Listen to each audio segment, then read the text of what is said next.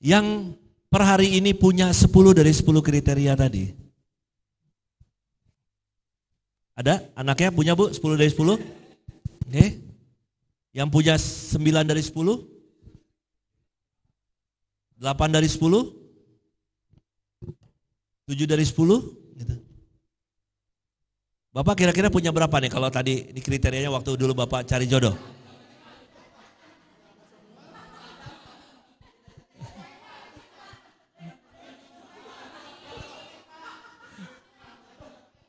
Kan tadi secara umum aja, tadi kan kriterianya tuh, ya enggak? Waktu dulu Bapak sebelum menikah punya berapa Pak? Punya berapa dari yang disebutkan tadi?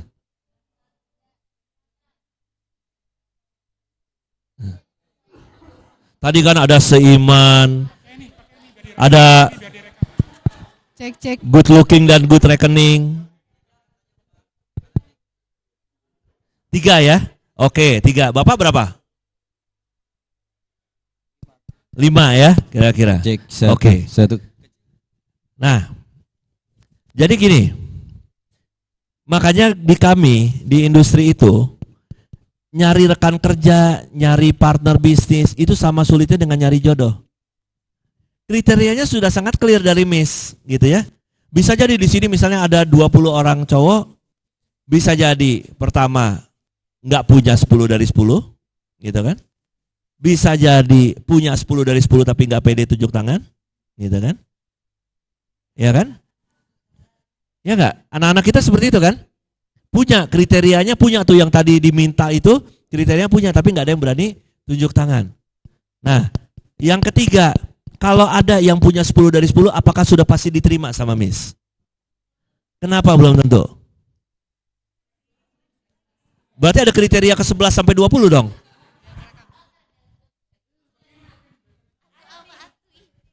Bingung. Tergantung dari apa? Ya dari hati. Berarti harus ada kliknya dulu. Meskipun dia punya 10 dari 10, klik nggak? Gitu. Serak nggak di hati kita? Gitu ya. Nah, itu ketiga. Tadi yang pertama bisa jadi nggak punya. Yang audiensnya yang ada nggak punya 10 dari 10. Yang kedua punya tapi nggak pede ngomongnya. Yang ketiga tadi belum tentu keterima juga kalau punya 10 dari 10. Yang keempat, kalau ada yang punya 10 dari 10, apakah sudah pasti memilih ibu? Kan begitu. Nah, seperti itulah proses rekrutmen. Jadi kalau ditanya per hari ini lowongan kerjanya ada nggak? Ada. Kalau nggak Jobstreet, JobsDB, Career.com gitu semua itu bangkrut udah dari kapan tahu. Kalau tidak ada lowongan kerjanya, berarti kan pekerjaannya ada. Gitu ya. Terus masalahnya di mana? Nah, tadi anak-anak kita punya nggak kriteria yang ditentukan? Gitu ya. Standar-standar yang ditentukan, gitu ya. Nah, makanya faktor kandidat ditolak berdasarkan survei yang kami lakukan ke 300 orang teman-teman HRD. Kandidat kita itu, anak-anak kita itu ditolak yang 25% itu Pak, Bu, faktor etikanya. 24% itu faktor komunikasi, 19% itu tidak menguasai teknis, 14% itu tidak cocok dengan pekerjaan yang dilamar, 10%-nya tidak mengerti organisasi, gitu ya, dan 8% faktor lain-lain. Di Jawa Barat, 8% faktor lain-lain itu salah satunya tidak berani merantau. Padahal cuma Bogor ke Jakarta aja nggak berani, misalnya gitu ya. Kasusnya di tempatnya Kos Ajeng juga sama, cuma dari Tasik ke Garut aja nggak berani, misalnya Tasik ke Bandung nggak berani, gitu ya. Kami pernah melakukan perekrutan seorang akuntan, Bu. Pokoknya saya gini, karena saking perlunya, saya udah bilang gini, berapapun gaji yang dia minta kita iakan, gitu ya. Lulusan perguruan tinggi ternama, IPK-nya cum laude, interviewnya bagus, dites bagus. Kamu minta gaji berapa? Sekian Pak, oke. Apalagi, saya kan dari Tasik mau kerja di Bandung. Boleh nggak kosannya dibayarin? Boleh. Apalagi, saya tuh sedang belajar Pak, ada nggak kita nanti seminar-seminar dibayarin? Boleh. Pokoknya secara total untuk fresh graduate, waktu itu gajinya itu untuk di Bandung, dia sudah hampir 8 juta sendiri yang dia minta. 3 hari resign Pak, Bu. Kenapa? Nggak boleh sama ibunya. Nggak boleh sama ibunya. Nggak boleh jauh-jauh, 3 hari ibunya kangen, udah deh kerjanya pulang aja.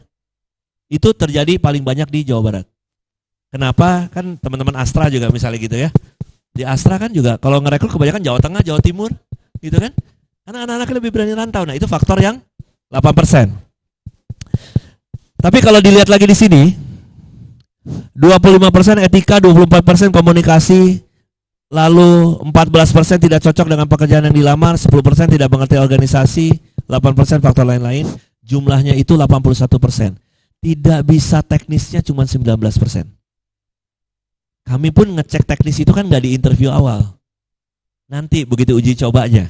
Nggak pas interview awal langsung coba kamu ngerakit komputernya gitu, coba kamu pasang jaringannya gitu kan, nggak seperti itu. Jadi itulah yang dibilang yang 81%-nya itu adalah soft skills-nya. Yang 19% technical skills. Technical skills di BLK, di Disnaker gitu ya. Begitu di BLK 40 jam selesai Pak Bu. Ya enggak? Pelatihan-pelatihan yang mastering yang Ibu ambil juga kan sertifikatnya 32 jam kompeten kan begitu ya. Makanya karena itu sebentar saja. Tapi kalau anak-anak kita tidak punya leadership, tidak punya empati, gitu ya, tidak punya kepercayaan diri, itu 3 tahun masalahnya belum tentu selesai. Nah, di situ. Makanya kan saya ngecek tuh waktu kemarin ini memang kebetulan ya, punten Bu Wita ya, kebetulan case-nya di anak-anak saya ngelihat bagus-bagus, tapi kan masih terlalu malu-malu, kan gitu kan. Kan yang saya pengen kan aspek kedua, yang nomor 2 tuh, mampu nggak berkomunikasi dengan klien, kan gitu. Makanya kan kalau misalnya mampu, karena mereka di situ udah nggak pede gitu. Ini produknya bagus, yang bikin siapa? Ya mungkin sih kami. Kok pakai mungkin? Gitu. Kamu yang bikin atau bukan? Kok pakai mungkin? Gitu kan? Nggak pede. Gitu. Nah itu faktornya. Jadi sekali lagi 81% itu soft skill, bukan urusannya yang technical skill. Gitu ya Bapak Ibu ya. Nah sampai di sini dulu. Ada yang mau dicurhatin atau ditanyakan? Silakan Bapak Ibu. Silakan Pak.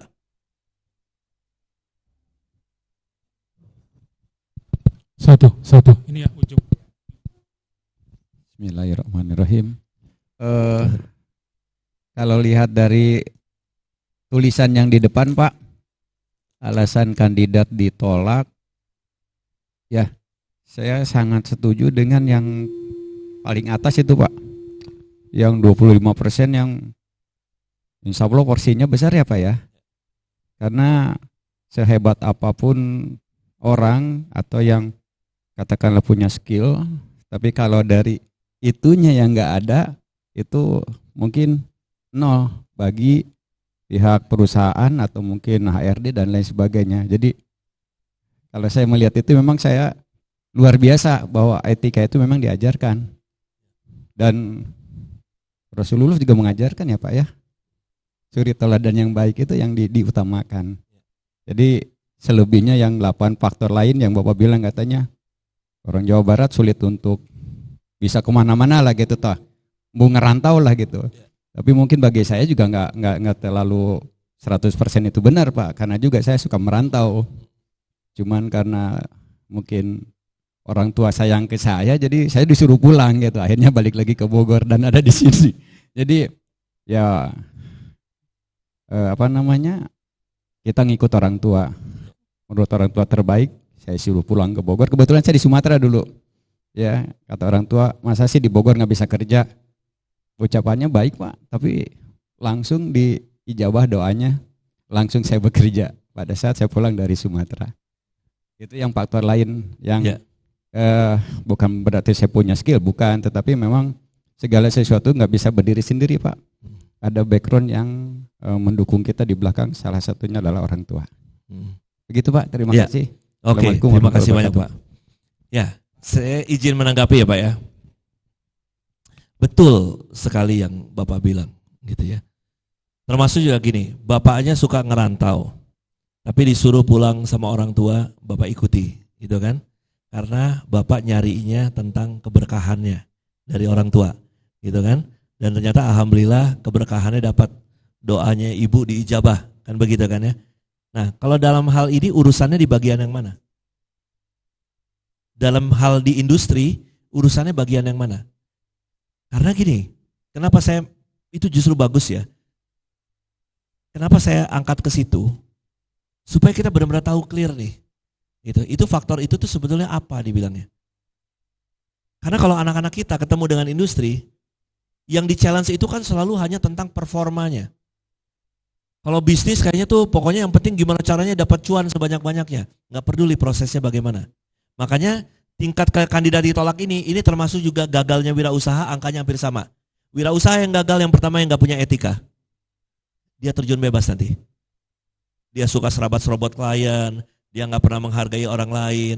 Atau misalnya ibu jualan di Instagram, jualan sepatu, di situ ada tulisan untuk detail WhatsApp ke nomor sekian. Terus saya WhatsApp, Bu, mau nanya Bu yang nomor sekian, lihat aja di katalog. Enggak Bu, ini saya bingung begini-gini. Itu semua detailnya udah ada di situ. Orang males belinya. Ada etika, ada komunikasinya. Iya enggak? Lama-lama terjun bebas usahanya. Jadi sama persis tingkat kegagalannya. Nah, itu apa sebetulnya? Yang Bapak Ibu latih, kalau saya boleh tanya, soft skill atau hard skill? Hard skill. Dua-duanya. Yang soft skillnya yang mana?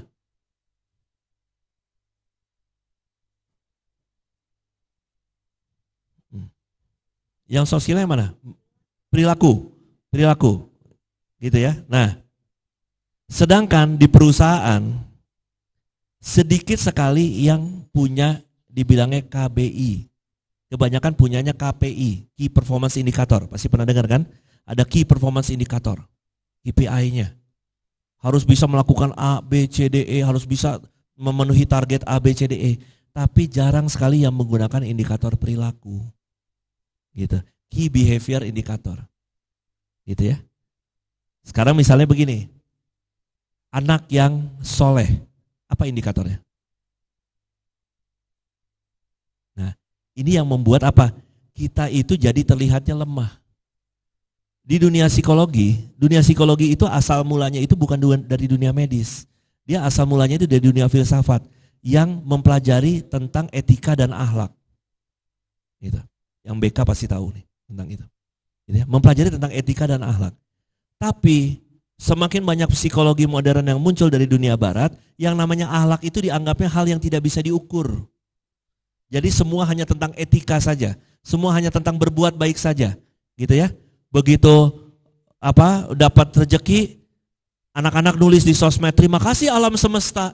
Terima kasihnya sama alam semesta. Siapa alam semesta itu? Kan gitu. Sama kucing dibelai-belai, disayang-sayang. Yang nyiptain kucing nggak mau dia berbakti. Karena apa? Dianggapnya akhlak itu tidak terukur. Bapak Ibu bisa ngeset itu. Bisa menentukan itu. Apa indikator perilakunya? Gitu. Dan harus spesifik.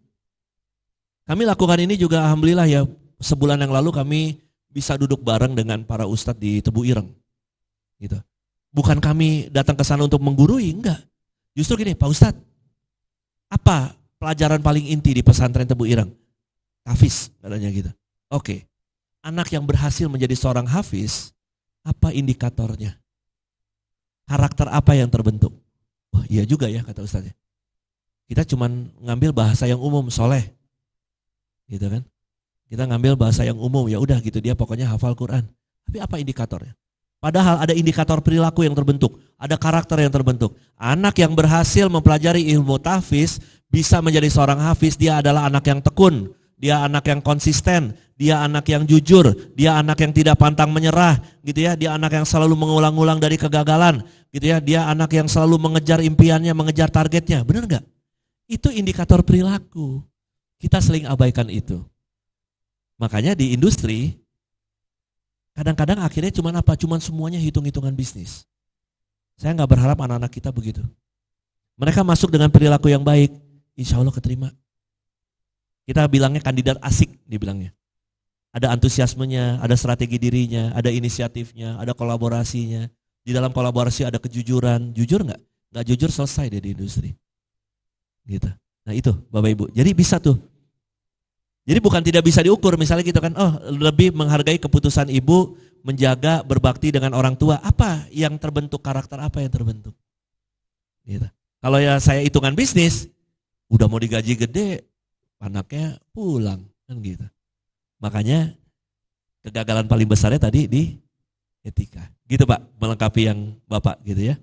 Nah, Jadi sudut pandang HRD sebelum kita coret-coretan ya, sudut pandang HRD sebetulnya ngelihatnya 3 hal ini Bapak Ibu. Yang paling bawah itu ability ya, atau kalau di sini mungkin bahasanya lebih ke kompetensi, ada skills, knowledge, attitude gitu kan ya. Nah, ada skills, knowledge, attitude, lalu ada motivasinya dan ada culture-nya. Kita bisa gali yang di bawah gitu ya, ability-nya, kemampuannya gitu ya, kompetensinya apa gitu ya, lalu secara attitude-nya seperti apa. Nah, kami akan tanyakan juga mengenai hal-hal yang terkait dengan motivasi. Terutama juga tadi anak-anak rantau, kami kalau di industri, kami itu ngecek. Dia itu merantau karena mengejar passionnya, keluarganya oke-oke saja, atau dia merantau karena sebetulnya dia sedang dalam misi penyelamatan perekonomian keluarga. Iya kan? Makanya kami menyemangati gini, anak-anak tuh bukan berarti begitu diasramakan dengan Astra, nggak baperan, nggak nangis, nggak apa, bukan berarti enggak. Tapi kita semangatin, ayo kamu kemarin dari Kediri, kamu berangkat untuk kerja di Kerawang, gitu kan, kamu bilang kalau kamu kerja di sini, motivasi kamu itu adalah kamu bisa membantu adik-adik kamu sekolah, berdiri, bangkit, semangat. Kami begitu di industri, gitu, jangan cengeng. Katanya mau penyelamatan perekonomian keluarga, gitu kan. Nah, alasan itu juga bisa dipakai nanti oleh anak-anak ke orang tua menjelaskannya. Bu, saya bisa aja tetap kerja di Bogor. Tapi di Bogor angkanya sekian nih Bu. Gitu. Kita masih akan kekurangan nih. Tapi kalau Ibu ngizinin saya setiap hari saya kerja di Jakarta, cuman tinggal 5.000 naik kereta ke sana, 5.000 pulangnya gitu. Tapi saya bisa dapetin 1,5 kalinya ini, saya bisa bantu Ibu bayar listrik, bantu Ibu nyokolain adik-adik. Anak-anak kita harus bisa ngomong itu. Kalau dalam misi penyelamatan perekonomian keluarga. Jelasin ke orang tuanya. Gitu. Di sini peluangnya kecil. Anak Pangandaran, kami pernah audiensi dengan para kepala sekolah di Pangandaran. Ada salah satu kepala sekolah SMK di sana, Pak, kunjungin kami dong industri. Kami belum pernah dikunjungi industri. Gitu ya, datang dong ke sekolah kami buat ngerekrut. Pak, maaf saya bilang, industri mah ke Pangandaran buat liburan. Masa udah nyampe jauh-jauh ke pinggir pantai masih disuruh ngerekrut? Saya sama coach Ajeng ke Pangandaran suruh ngajar gitu, padahal pengennya main di pantai misalnya gitu kan. Gitu. Nah, itu kan realita. Berarti gimana? Ya dorong anak-anaknya buat rantau. Kalau pengen stay, wirausaha kan gitu. Jadi anak-anak tuh punya 2 opsi. Untuk ngelamar kerja, dia punya 2 opsi. Dia mau jadi pencari kerja atau dia mau jadi pemberi kerja. Silakan kasih opsinya ke anak-anak. Dari sekarang bisa nggak? Bisa.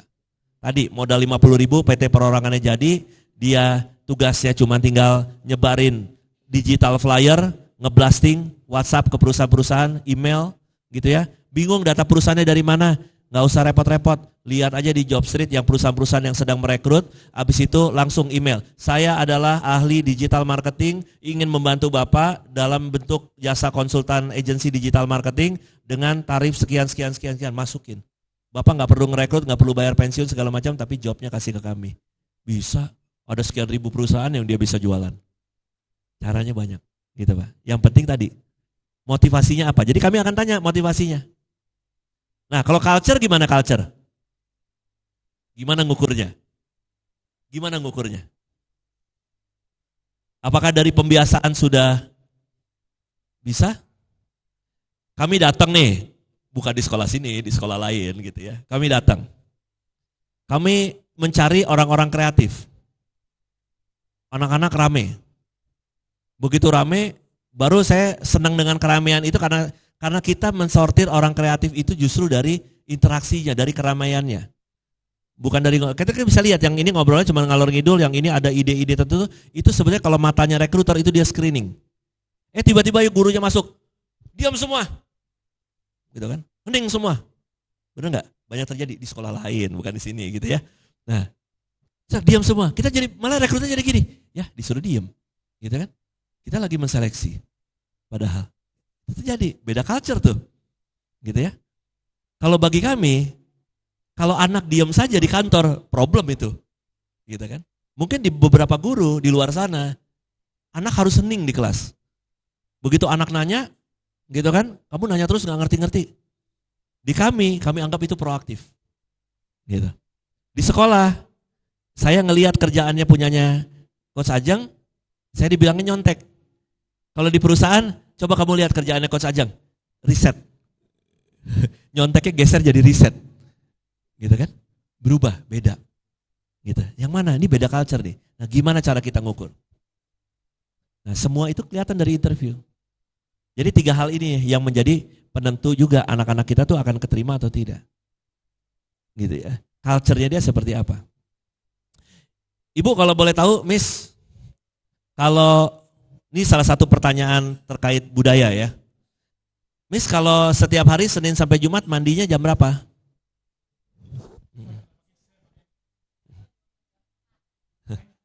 Sebelum subuh? Iya. Gitu ya? Iya. Spesifiknya jam berapa? Jam 4 Jam 4 ya? Iya. Oke, kalau Sabtu Minggu mandinya jam? pagi juga, soalnya kalau gak pagi Jamnya spesifiknya? sama sebelum subuh karena kan harus bangun pagi. Kalau gak bundanya marah. Gitu ya? Iya. Oke. Nah, itu kelihatan berarti culture-nya sama antara culture weekend dengan culture di weekdays gitu ya. Tapi kan ada yang begitu hari Sabtu Minggu, enggak kemarin udah mandi hari Jumat sore gitu kan ya. Saya enggak kemana-mana nanti mandinya baru Minggu sore atau Senin pagi. Ada kan? Kenapa rekruter nanya seperti itu? Kami ingin menggali, dia orang yang konsisten enggak? Baik di hari kerja maupun di hari libur. Karena bisa jadi kalau dia orang yang tidak konsisten di hari libur, begitu pas waktu-waktu hari libur mesti lembur, kita mesti ada event, kita mesti jalan keluar kota. Satu, susah. Yang kedua, baperan gitu kan. Repot, kelihatan. Cuma dari pertanyaan masalah mandinya jam berapa. Gitu. Bapak lebih suka yang rambut panjang atau rambut pendek?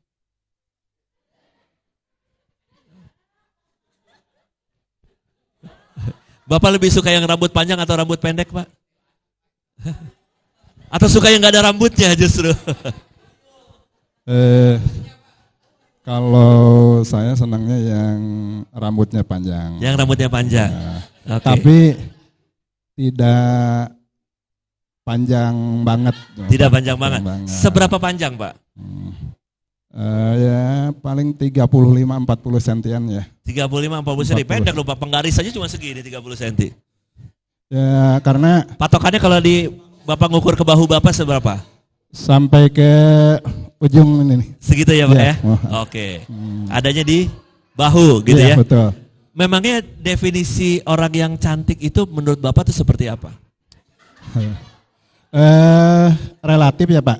Tapi kalau untuk saya pribadi, rambut termasuk salah satu kriteria penilaian saya. Rambut termasuk penilaian. Iya. Apalagi Pak yang Bapak nilai? Ya pastinya wajahnya menarik. Wajahnya menarik atau tidak? Iya. Kan menarik juga relatif tuh Pak. Ya betul. Nah, yang menarik seperti apa?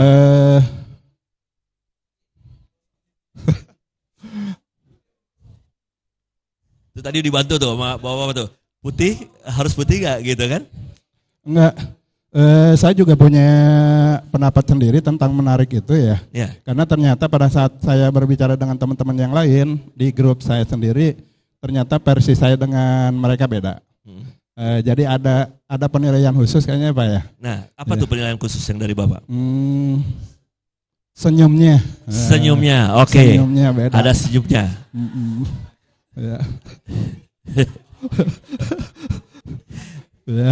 Jadi pokoknya dari senyumnya aja itu udah bisa meruntuhkan Iya, Pak. dunia deh bagi Bapak gitu ya. Ya. Saya kan sudah tua Pak. Jadi dalam kehidupan itu kalau pada saat kita pulang kerja atau pada saat kita ketemu dia sudah menampakkan, kan ada dua kemungkinan. Ya. Antara senyum dan kebalikannya. Ya. Ya, nyamannya hidup itu kalau tiap hari ketemu dengan senyuman begitu Pak. Senyuman gitu ya. Jadi urusan sebenarnya di dalamnya udah nggak ada giginya nggak apa-apa, yang penting senyum ya. Otomatis kan Tetap harus tadi ada indah giginya. dipandangnya itu ya senyumnya itu berarti lengkap Pak. Oh Lengkap, gitu ya. Oke, lengkap. senyumnya tetap lengkap gitu ya. Lengkap. Komponennya lengkap gitu Iya, Pak ya. betul. Mohon. Rambut panjang sebahu, Iya. senyumannya gitu kan. Giginya masih lengkap Bapak Ibu gitu ya. Kayak gitu ya. Nah, terima kasih Pak. Mangga sama. Ini pertanyaannya seorang rekruter nyeleneh. Menurut Bapak Ibu kalau tadi kan Bapak Ibu lagi jadi rekruter nih. Kalau Bapak Ibu yang menjadi rekruternya mendengar jawabannya Bapak tadi gitu ya. Jawabannya Bapak tentang definisi cantik, tentang kriterianya seperti apa atau indikatornya seperti apa. Penilaian Bapak Ibu tuh, Bapak tuh adalah orang yang bagaimana? Pemilih, misalnya gitu ya. Selektif, misalnya gitu. Detailnya gimana? Cukup detail gitu kan? Cukup detail. Meskipun rekruternya harus bantu. Spesifiknya seberapa gitu ya.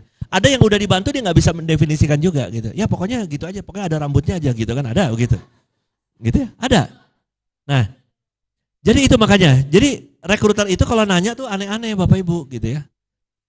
Nyeleneh-nyeleneh gitu kan. Nah, jadi makanya tapi kegali si culture-nya tadi. Atau nih pertanyaan terakhir misalnya gini, ini lebih detail mungkin. Saya mau nanya ke teman-teman yang administrasi perkantoran. Saya mau nanya nih ke teman-teman administrasi perkantoran ya. Ini sekarang jam 9:30 ya. 9:30 lewat. Nah, jam 2 saya perlu rapat. Saya dan chief relation kita perlu rapat dengan klien. Jam 2 siang. Saya butuh 4 laporan. ABCD. Gitu ya. 4 laporan nanti jam 2 siang. Saya akan dapat laporan yang mana duluan dari Ibu, dari Bapak? Atau Ibu akan menyelesaikan yang mana duluan dari laporan ABCD tadi? Prioritasnya berdasarkan apa? Kan 4-4-nya dibutuhkan jam 2 siang. 4-4-nya dibutuhkan jam 2 siang. Yang ini, yang apa namanya, yang paling urgent. Yang paling jam 4-4-nya urgent mesti dibawa ke rapat ke Jakarta. Yang paling urgent, yang paling dibutuhkan saat itu. Semua rapatnya jam 2 sampai jam 3. Nah.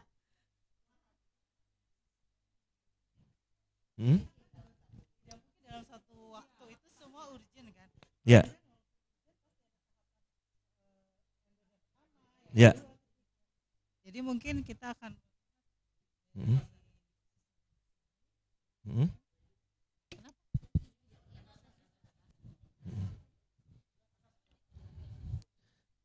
Jadi dilihat susunan acaranya.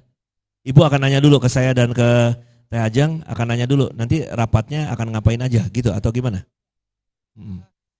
idealnya begitu ya, kalau kita sebagai bukan pendamping, sebagai pembantu dari pimpinan adalah kita mengetahui dulu runtutan acaranya sehingga kita bisa mempersiapkan dengan sedetail mungkin apa sih yang perlu dipersiapkan ketika kegiatan itu. Ya. Jadi, Tapi 4-4 ini memang mesti di print Bu nanti jam 1 karena jam 2-nya udah mesti rapat. Nah, 4-4-nya mesti di print karena kita mesti bawa hard copy-nya. Iya enggak? Kita mesti bawa hard copy-nya dan rapatnya bukan di sekolahan. Kita mesti rapat katakanlah di Sentul misalnya gitu. Gimana tuh caranya? Bagi peran. Bagi peran. Ini kalau bicara Ini realita nih, realita. Kan saya sambil merekrut. Ini betul.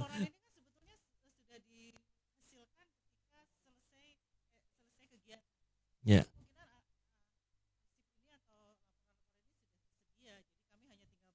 Tapi kan Ibu bilang tadi kata kuncinya, Ibu bilang ada kata kemungkinan.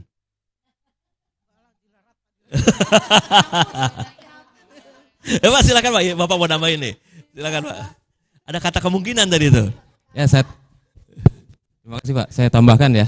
Emang kalau sama rekruter nggak boleh salah kata Bu. Itu pengaruhnya besar. Salah kaprah ujungnya salah kiprah nanti. Nah makanya. Saya tambahkan Pak. Sebagai orang yang memang urusannya dengan kegiatan di perusahaan, apalagi kita sebagai karyawan, apalagi kita senior, kita harus profesional. Kalau pimpinan mengatakan saya ada rapat, materinya seperti ini, siap.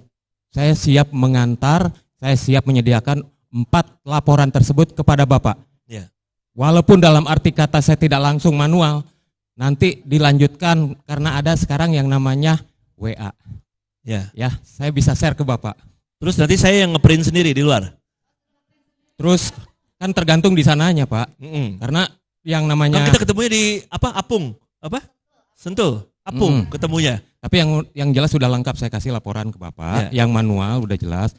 Kalau masalah yang soft copy-nya itu nanti saya melalui WA. Itu kan Melalui WA. apanya yang belum jelas kan? Oke. Apa saya perlu tayangkan Jadi- juga, saya ikut juga Pak? Jadi Gitu misalnya. 4 laporan itu pokoknya Bapak sanggupi ya. Sanggup. Tapi kan jam 11 mesti Jumatan. Saya Pak. pakai AI. ChatGPT kalau perlu. Pakai AI ya. Iya. Gitu. Sekarang apa yang tidak bisa Pak? Iya, tapi Iya. itu kan data konfidensial perusahaan kita. Nanti kalau pakai AI dia kebaca, kerekam di AI. Kalau kita ngelihat penting atau tidaknya kan dalam arti kata kan ini kan terjadi pada saat pembicaraan sekarang Bapak mengatakan confident, ya kan? Tapi kalau kita mewakili posisi seperti itunya harus istilahnya kita dengan syarat seperti itu menerima lah. Karena saya sebagai bawahan sudah berjuang untuk memberikan layanan yang terbaik kepada atasan saya. Gitu ya. Ya, Oke. Kalau Tapi- Bapak tidak memaafkan kekurangan saya, berarti Bapak tidak bijaksana, kan gitu. Oh, Karena yang namanya Jadi manusia atasannya susah, yang Pak. salah. Jadi atasannya yang salah. Nggak bijaksana Ini atasannya. hanya bermain peran aja Pak. Ini Iya, simulasi ini, ya ini Pak. bagus sih role play ini kan. Simulasi ya. Role play gitu kan. Ya. Oh berarti atasannya dong yang salah kalau saya nggak mengerti bahwa laporannya itu 4-4-nya ternyata nggak selesai. Selesai Pak. Selesai. Saya sudah bilang sama Bapak kemarin, keempat laporan itu sudah selesai. Selesai. Ya? Cuman Bapak karena terlalu banyak rapat tugas, mungkin Bapak sekilas kurang inilah. Ya. Saya udah menyiapkan semuanya Pak. Gitu Laporan ya? Yang penting Bapak udah siapin laporannya, Udah. gitu ya. Ya kan Bapak Oke. kemarin dengar itu laporan saya sudah. Oke. Makasih. Mohon maaf ini simulasi Ya, aja. kasih Pak. Beda kalau orang kreatif yang jawab gitu kan. Langsung Betul. dikejar ya. Betul. Silakan, Bu. Luar Silakan, biasa, luar biasa Pak Mardi, benar juga. Saya dari pikiran saya sendiri ya Pak. Awali tugas kerjaan itu tuntas. Bu. Mm-mm. Jadi jangan pernah membuat sesuatu menggantung. Ya. Maka di saat pimpinan minta apapun, data dalam kondisi yang darurat pun kita sudah siapkan. Ya. Kenapa ada hal-hal yang tadi gerabak-gerubuk lah gitu ya bahasa Sundanya mah? Ya. Karena mungkin pada saat diberikan tugas tidak tuntas menyelesaikan. Karena Ya. yang namanya report, itu laporan itu ya sudah bagian dari tanggung jawab kita sebagai karyawan dari sebuah perusahaan. Berarti itu sudah jadi masuk di rangkaian prosesnya Ibu. Iya, jadi itu Harusnya. bagian dari yang tidak boleh dielakkan di mana pada saat Bapak minta itu kami masih aduh laporan belum beres ya, aduh ini gitu. Berarti Biasakan untuk tuntas pekerjaan, betul, Pak. berarti ada proses yang tidak berjalan baik di prosesnya Ibu. Betul kan? sekali. Berarti saya nggak jadi disalahin nih. Enggak, Atasannya Bapak. nggak Enggak, bijaksana, Pak, enggak. ngerti. Tupoksinya Gitu. sudah jelas, Betul. hanya tinggal bagaimana kita melakukan itu. Jadi pekerjaan itu satu dengan satu tuntas dulu. Mm-mm. Dan jangan mengapresiasi begini, bos juga nggak akan nanya, Ya. biarin aja gitu. Nah itu kan satu kebiasaan yang maaf ya, pada zona nyaman gitu ya Pak. Iya. Ditanya, tidak ditanya, laporan diminta atau tidak dalam waktu yang berbarengan, tuntaskan. Jangan mengejar deadline waktu yang nanti aja, nanti juga pimpinan nanyanya ini gitu. Kalau saya pribadi begitu Pak. Oke. Jadi pekerjaan dituntaskan. Jadi gini. Terima kasih. Saya masih posisikan ini sebagai rekruter nih. Kan makanya kita banyak praktek hari ini. Berarti Ibu orientasinya adalah orientasi hasil. Tuntas tadi. Gitu ya. Ibu berarti berani menyatakan bahwa Ibu adalah orang yang orientasi hasil. Sedangkan Bapak tadi orientasi proses. Yang penting saya sudah berjuang sedemikian rupa. Gitu kan? Kalau laporan ini gak selesai berarti pimpinan yang salah kan gitu kan ya. Kan gitu ya. Berarti Bapak kan orientasi proses. Prosesnya kami sudah jalankan kok semaksimal mungkin. Tapi ya udah hasilnya tidak tuntas nanti jam 2 siang. Yang penting kami sudah berjuang sedemikian rupa. Ya tapi kan ini kita mau tender, laporannya nggak kelar gitu kan. Gitu kan akhirnya tadi lebih banyak pimpinannya yang mesti mengerti. Betul. Itu banyak terjadi per hari ini juga dengan milenial terutama. Gitu ya. Karena tadi ada yang mementingkan orientasi proses tapi hasilnya nggak kelar. Gitu kan. Ada yang mementingkan orientasi hasil gitu tapi bahasanya kami gitu ya. Nafsu besar tenaga kurang.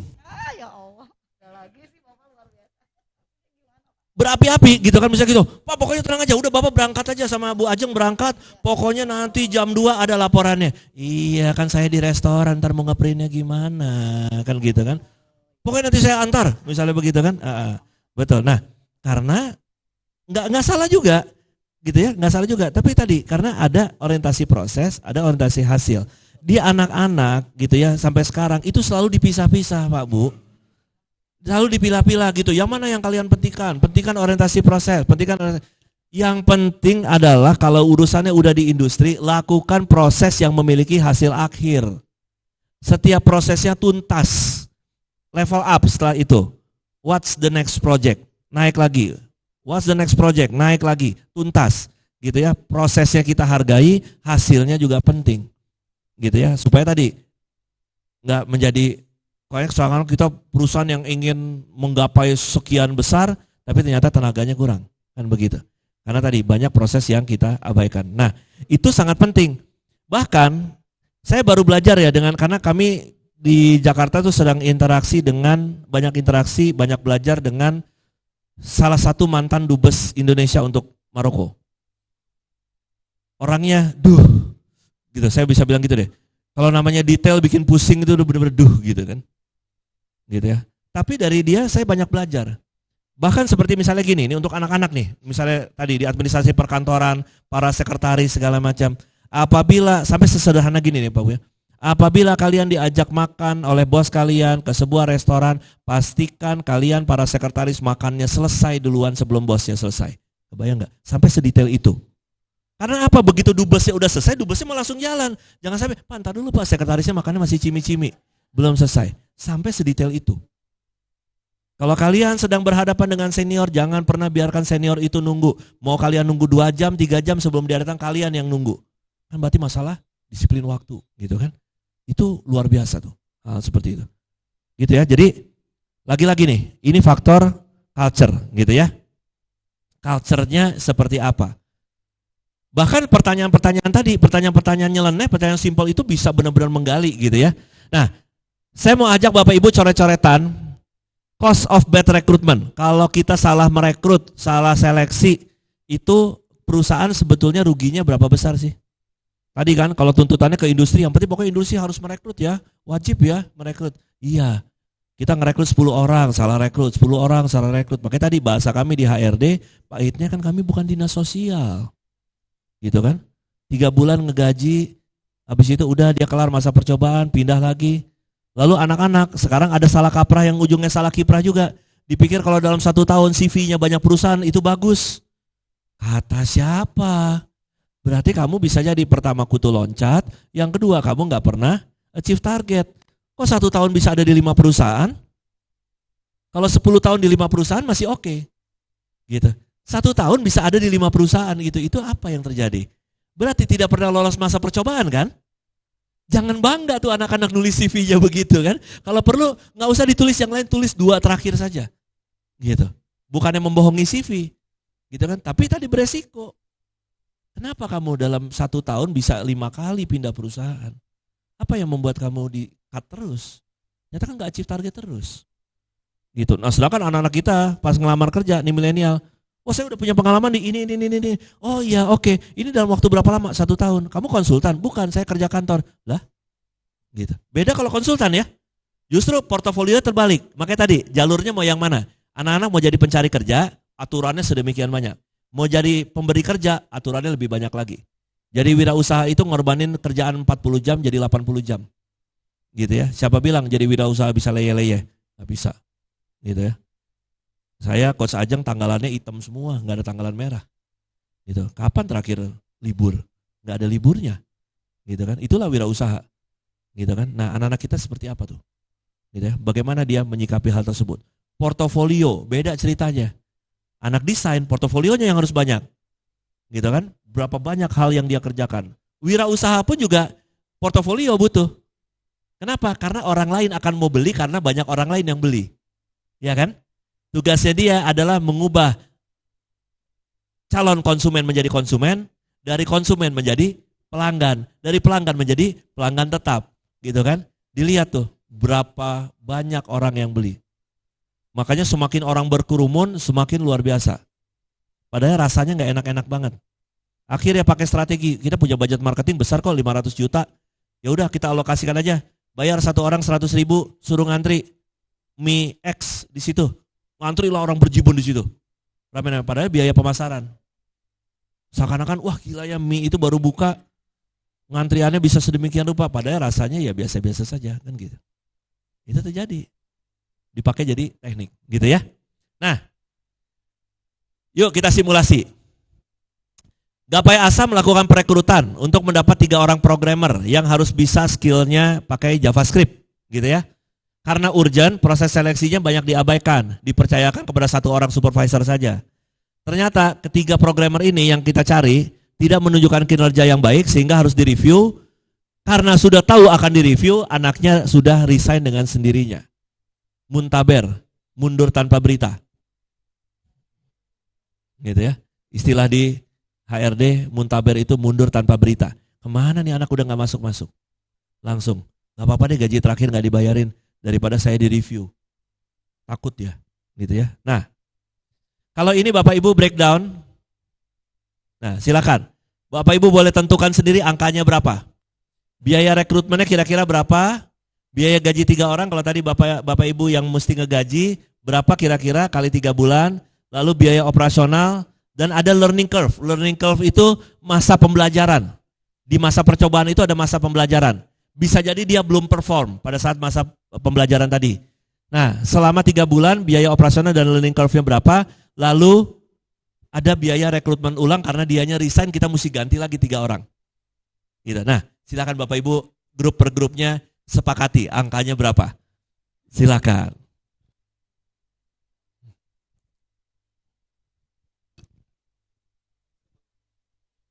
Ya, Pak, silakan, Pak.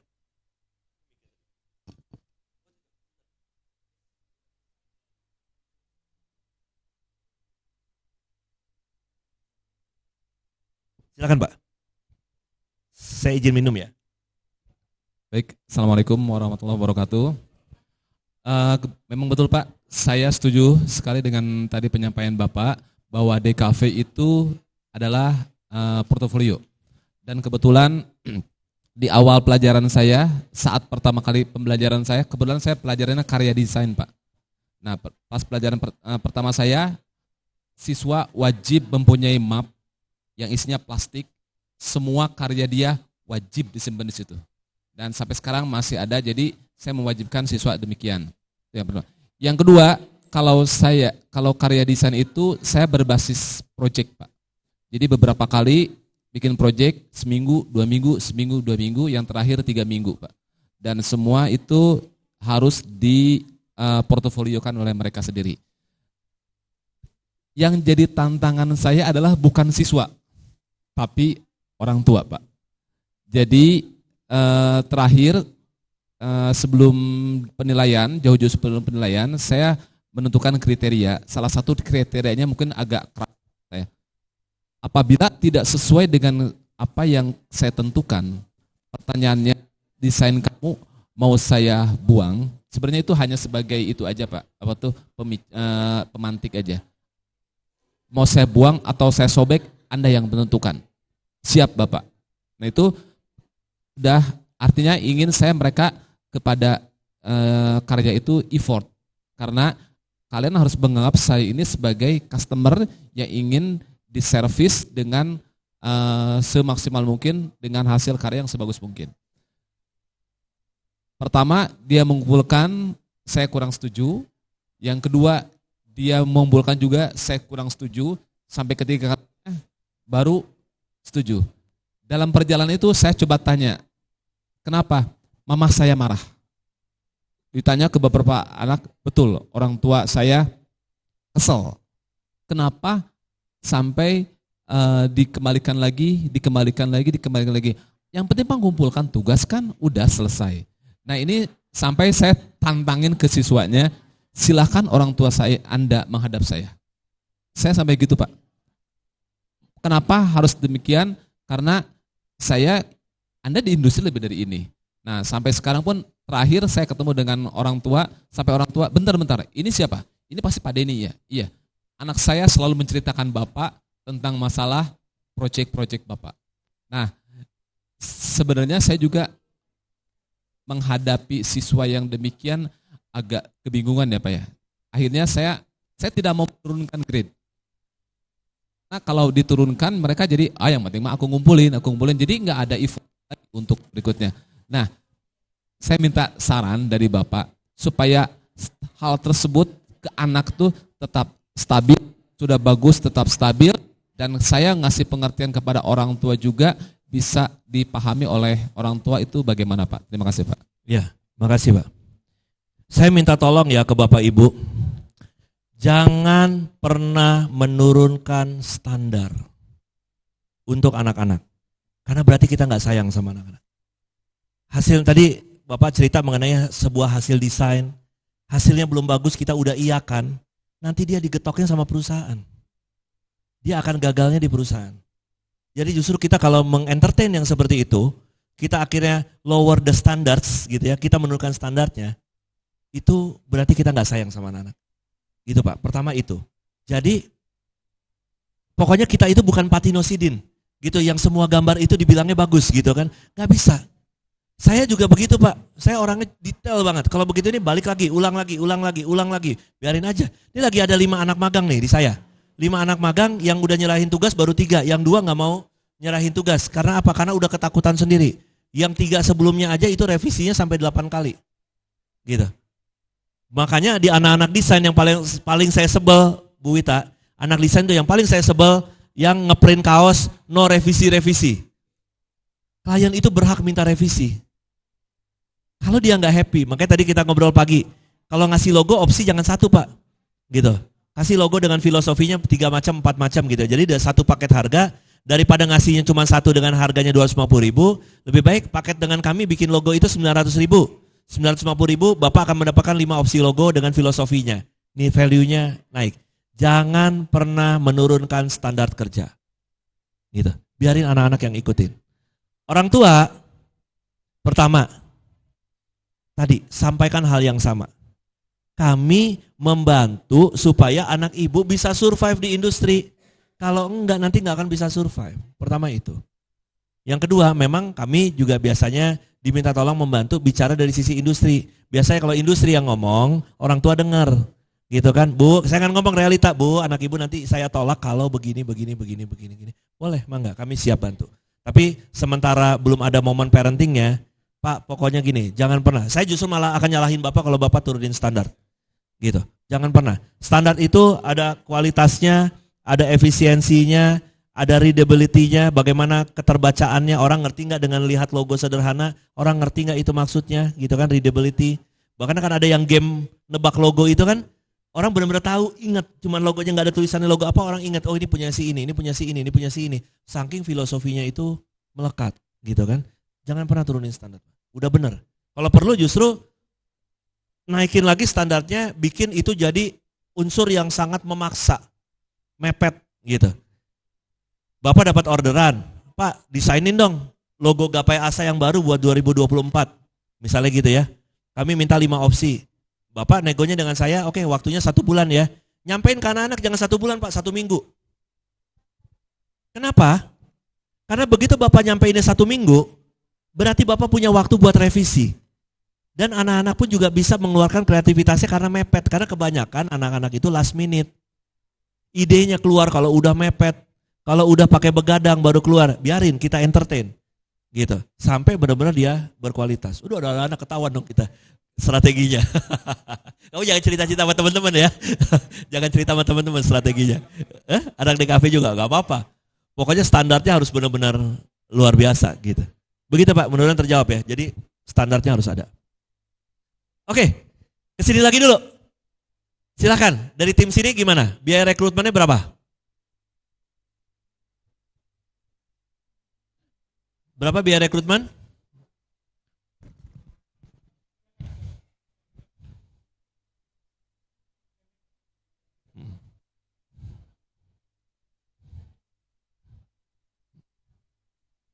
Silakan, atau sudah ada angkanya?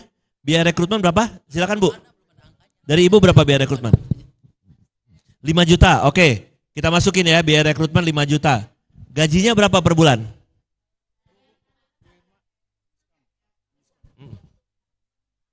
4,6. 4,8, buletin deh 5 juta biar gampang hitungnya. 4,8.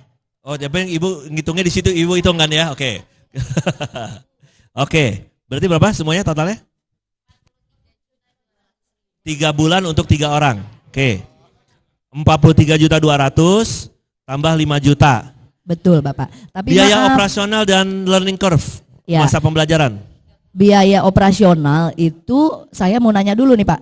Apakah ini teh sama dengan pemberian gaji ke karyawan yang masa percobaan 3 bulan itu atau di luar? Itu sudah termasuk di atasnya biaya gaji. Kalau yang biaya SDM. Oh. Tapi misalnya gini, misalnya kantor saya itu nyewa ruang kantor di Setia Jaya, kan berjalan pelatihan, tuh. diklat. Misalnya. Oh, berarti gitu jangan ya. terlalu gede. Bukan 12 diklat. juta. Biaya operasional misalnya 12 gini. juta, boleh. Ibu kan misalnya mesti Ya. nyewa ruko Betul. buat kantor itu. Betul. Oh, Kalau berarti dia benar. berjalan 3 bulan, habis itu kan berarti 3 bulan gak produktif kan tuh jadi Oh, keluar iya, biaya kan, iya, gitu. Nah betul, itu keluar berapa? biaya. Oh, Atau betul. ada biaya ATK, biaya ngeprint, Oh, iya, biaya benar. makan siang, mungkin Oh, segala macam betul. masukin di situ.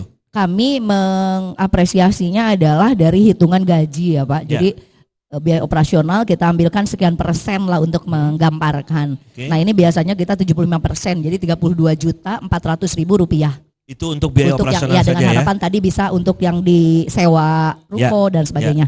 Terus ternyata dia tidak survive, Nah itu mungkin dia bisa jadi resign. evaluasi yang luar biasa ya Ya. Pak. Terus Nah, ibu ngerekrut lagi berapa berarti biayanya? Nah biaya rekrutmen lagi kita jangan kan hanya 3 orang, ini kan banyak kan. Kita kasih 4 juta aja. 4 juta, ya. Yang pertama tadi 5 juta 5 ya. juta betul. Yang rekrutmen ulang berikutnya 4 juta. 4 juta. Kenapa dia lebih murah 1 juta? Harapannya karena sudah Kenapa dapat diskon 1 juta?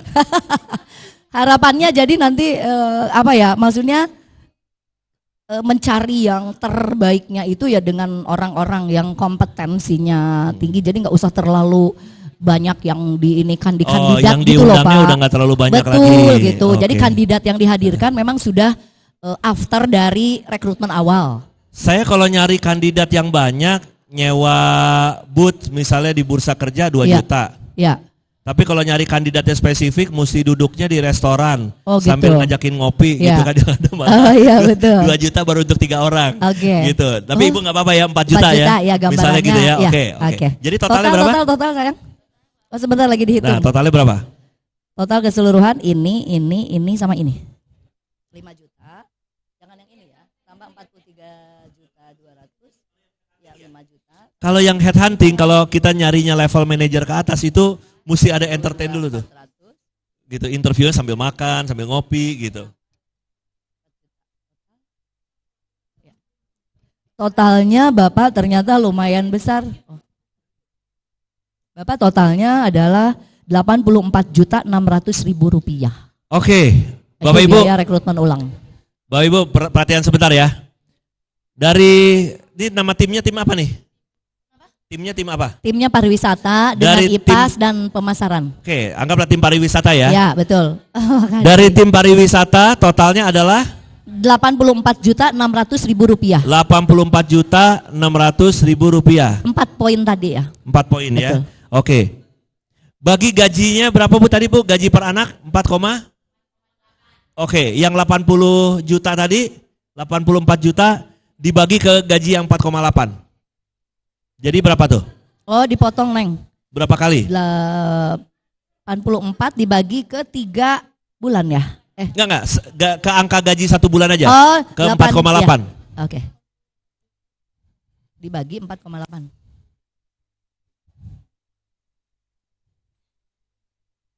Berapa sayang? Sebentar ya. 17. 17.625. Hah? 17.625. 17 Betul koma, kan, Pak? 17 koma. Total. Ya. 17 koma berarti 17 ya. juta berarti. 17 juta 600. 17 bulan berarti ya kurang lebih ya. Jadi Bapak Ibu ya, dari tim pariwisata buat perekrutan awal dimasukin angkanya 5 juta. Lalu gaji 4,8 kali 3 orang kali 3 bulan. Lalu ada biaya operasional sebesar 75% dari biaya gaji. Lalu ada biaya rekrutmen ulangnya diskon 1 juta jadinya 4 juta. Secara total 84 juta sekian. Berarti total biaya yang dipakai untuk 3 orang tadi gitu ya, 3 orang yang kita kelola dihitung dibagi ke angka UMR-nya tadi, dibagi ke 4,8 dapat 17 kali. Maksudnya apa? 17 kali itu angka apa coba? Bapak maaf kayaknya karena 17,6 kayaknya tariknya ke atas mungkin. Oke, Bapak. 18 berarti ya. 18, betul. Oke, berarti 18 kali. Nah, angka 18 itu berarti apa Bapak Ibu? Kerugian Pak. Kerugian. Dengan hanya Jadi pengurangan dengan gaji ya. yang Luar 4,8, biasa. anak-anak ngelihatnya cuma begini, ya kan saya dapat gaji 4,8, ya udah saya 3 bulan saya nggak achieve ya sudah. Astagfirullah. Tapi ke perusahaan merugikannya 18 kali. Itu dia. Itu Luar cost of bad biasa, recruitment. Bapak. Ya Allah, Kebayang terima ya, Bapak Ibu ya, kebayang. Kita lebih strike ke anak ya. Itu 18 kali ruginya. Itu yang membuat banyak usaha yang nanggung-nanggung modalnya, belum apa-apa udah terjun bebas. Karena dia ada hal-hal yang dia nggak hitung, tahu-tahu kok gede. Gitu kan? Loh kok waktunya kita udah habis, loh biaya sewanya udah nggak bisa lanjut lagi. Gitu kan? Nah ternyata sampai 18 kali. 18 kali lipat. Jadi memang nggak sembarang tuh. Itu yang membuat akhirnya perusahaan itu benar-benar selektif sekali. Akhirnya mempersulit anak-anak kita gitu. Kalau anak-anak kita tadi nggak bisa menunjukkan kompetensinya yang luar biasa. Yang bisa menjanjikan apa? Bisa menjanjikan dia akan lewat dari masa percobaan tadi. Biasanya kalau udah lewat dari 3 bulan udah aman tuh. Nah ini baru 3 bulan aja merugikannya udah 18 kali gaji gitu. Kebayang ya Bapak Ibu ya? Oke. Iya. Nah terima kasih. Jadi betul seperti itu cara ngitungnya Cek. ya. Jadi nah Bapak ini kan izin, jadi Bapak, modal bisa Pak diskusi. Eki, izin. Silakan Bu. Luar biasa ya Pak. Ternyata sampai penghitungan seperti ini jujur kami baru tahu. Khususnya saya secara pribadi. Betul, kadang-kadang kita menggampangkan atau memudahkan. Jadi ini mungkin mari teman-teman secara bersama juga kita harus tadi ya betul ya etika itu kan bagian dari yang terbesar tadi banyak hal masalah. Ini kan etika juga bicaranya Pak. Yang kata Bapak Muntaber mundur apa Pak Mundur tanpa berita. Nah itu kan luar biasa Pak. Jadi pelajaran ini akan coba kami sampaikan di pembelajaran di kelas Pak supaya anak-anak punya mindsetnya lebih visioner ke depan dan tidak menganggap mudah untuk karena akan dapat lagi pekerjaan gitu ya Bu Tia ya. Ini luar biasa banget Bapak, terima kasih keren banget. Terima Pak kasih Eki. Ibu, Tepuk sama-sama. tangan dong, luar biasa. Keren. Saya justru yang Atur terima nuhun, kasih. Pak.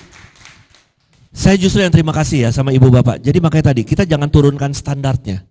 Justru anak-anak bisa kita kasih ngerti. Makanya tadi paling gampang anak-anak nanti untuk menghadapi interview juga sama nih. Insya Allah nanti pas pelatihan persiapan kerja kalau anak-anak mau lulus ya, kalau kami ada umur, ada waktu gitu ya. Tapi gini intinya, metode ini saya ajarkan ke Bapak Ibu supaya memang tadi bisa mengerti kenapa HRD itu ngejelimet gitu kan.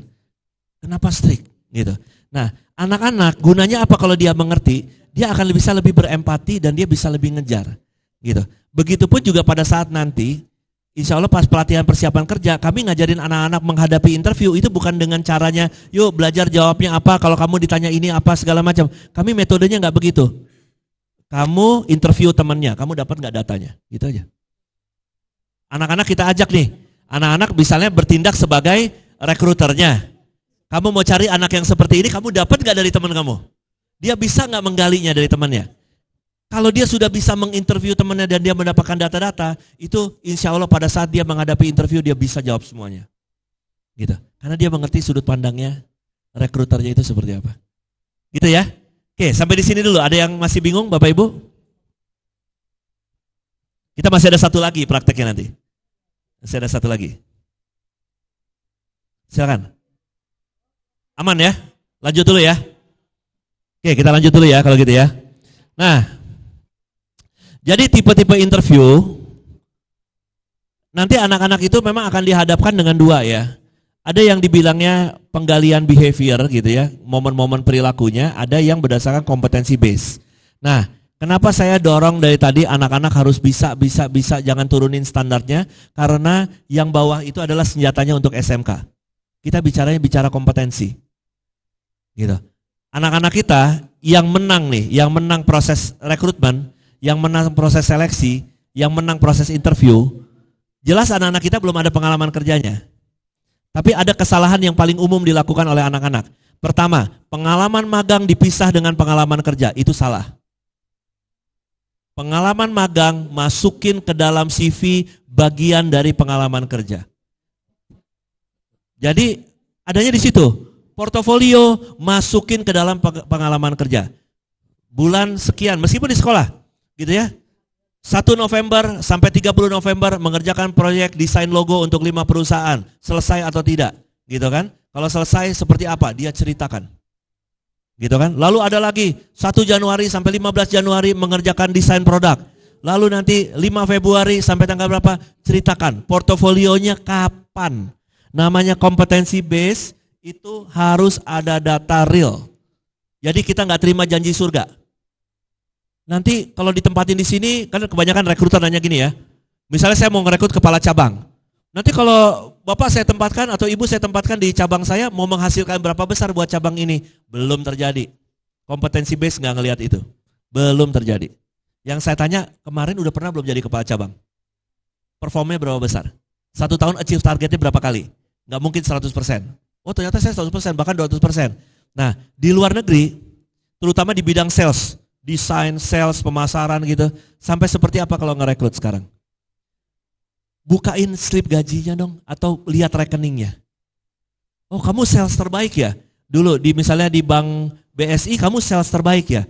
Iya Pak, tahun lalu saya sales terbaik. Boleh dong lihat rekening penerimaan gaji kamu. Coba lihat. Benar nggak ada uang yang besar yang hasil komisi penjualan yang luar biasa yang masuk ke rekening dia sebagai bukti bahwa ini loh. Saya mendapatkan komisinya saja misalnya 800 juta. Berarti penjualannya berapa besar misalnya gitu. Ya komisinya saja misalnya ternyata 800 juta.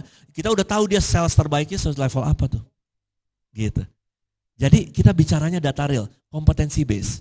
Jadi sekali lagi anak-anak jangan pisahkan pengalaman magang, jangan pisahkan portofolio, semua masukin di pengalaman kerja. Jadi banyak. Nah tinggal jawabannya apa kalau kompetensi base.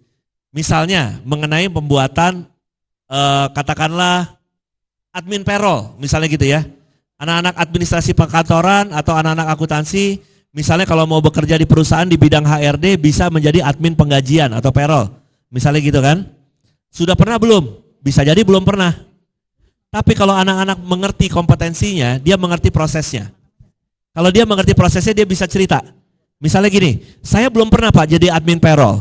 Tapi saya sudah pernah praktek, saya tahu alurnya adalah sebelum kita penggajian kita harus menghitung dulu jumlah harinya dia masuk, jumlah harinya dia tidak masuk, kita menghitung dulu berapa banyak lemburnya, kalau cara ngitung lembur itu 1/173 kali jumlah gajinya, gitu kan, lalu baru kita rekap, baru kita masukkan ke tabel, baru Bapak ACC dulu sudah benar belum angka gajinya, baru kita action pembayaran. Anak-anak mengerti flow, alur bisnisnya. Saya belum punya pengalaman Pak, tapi saya mengerti alur bisnisnya. Begini, keterima mereka. Insya Allah keterima. Gitu ya. Nah makanya di praktek yang kedua, di waktu yang cukup singkat ini gitu ya, saya mau ajak Bapak Ibu metric based process mapping. Bapak Ibu sudah paham belum di divisinya masing-masing, itu bisnis prosesnya itu apa saja? Gitu ya. Bisnis prosesnya. Contoh misalnya Ibu pariwisata gitu ya. Lalu Teh Ajeng datang ke Ibu mau mengadakan acara konseling di pinggir pantai misalnya. Misalnya gitu. Alurnya seperti apa? Mulai dari Ibu nerima orderannya, mulai dari Ibu ngobrol ke kliennya, lalu setelah itu tahapan berikutnya apa gitu ya. Nah, jadi Bapak Ibu tolong bikin gitu ya. Jadi metric based process mapping itu proses pengukuran efektivitas kerja ya melalui tahapan yang terstruktur. Nah, Bapak Ibu bikin kayak begini. Saya zoom ya sebentar.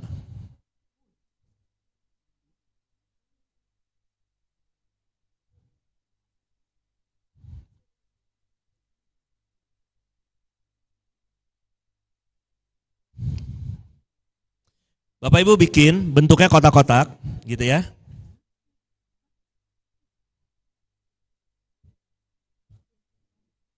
Nah, di sini ada struktural.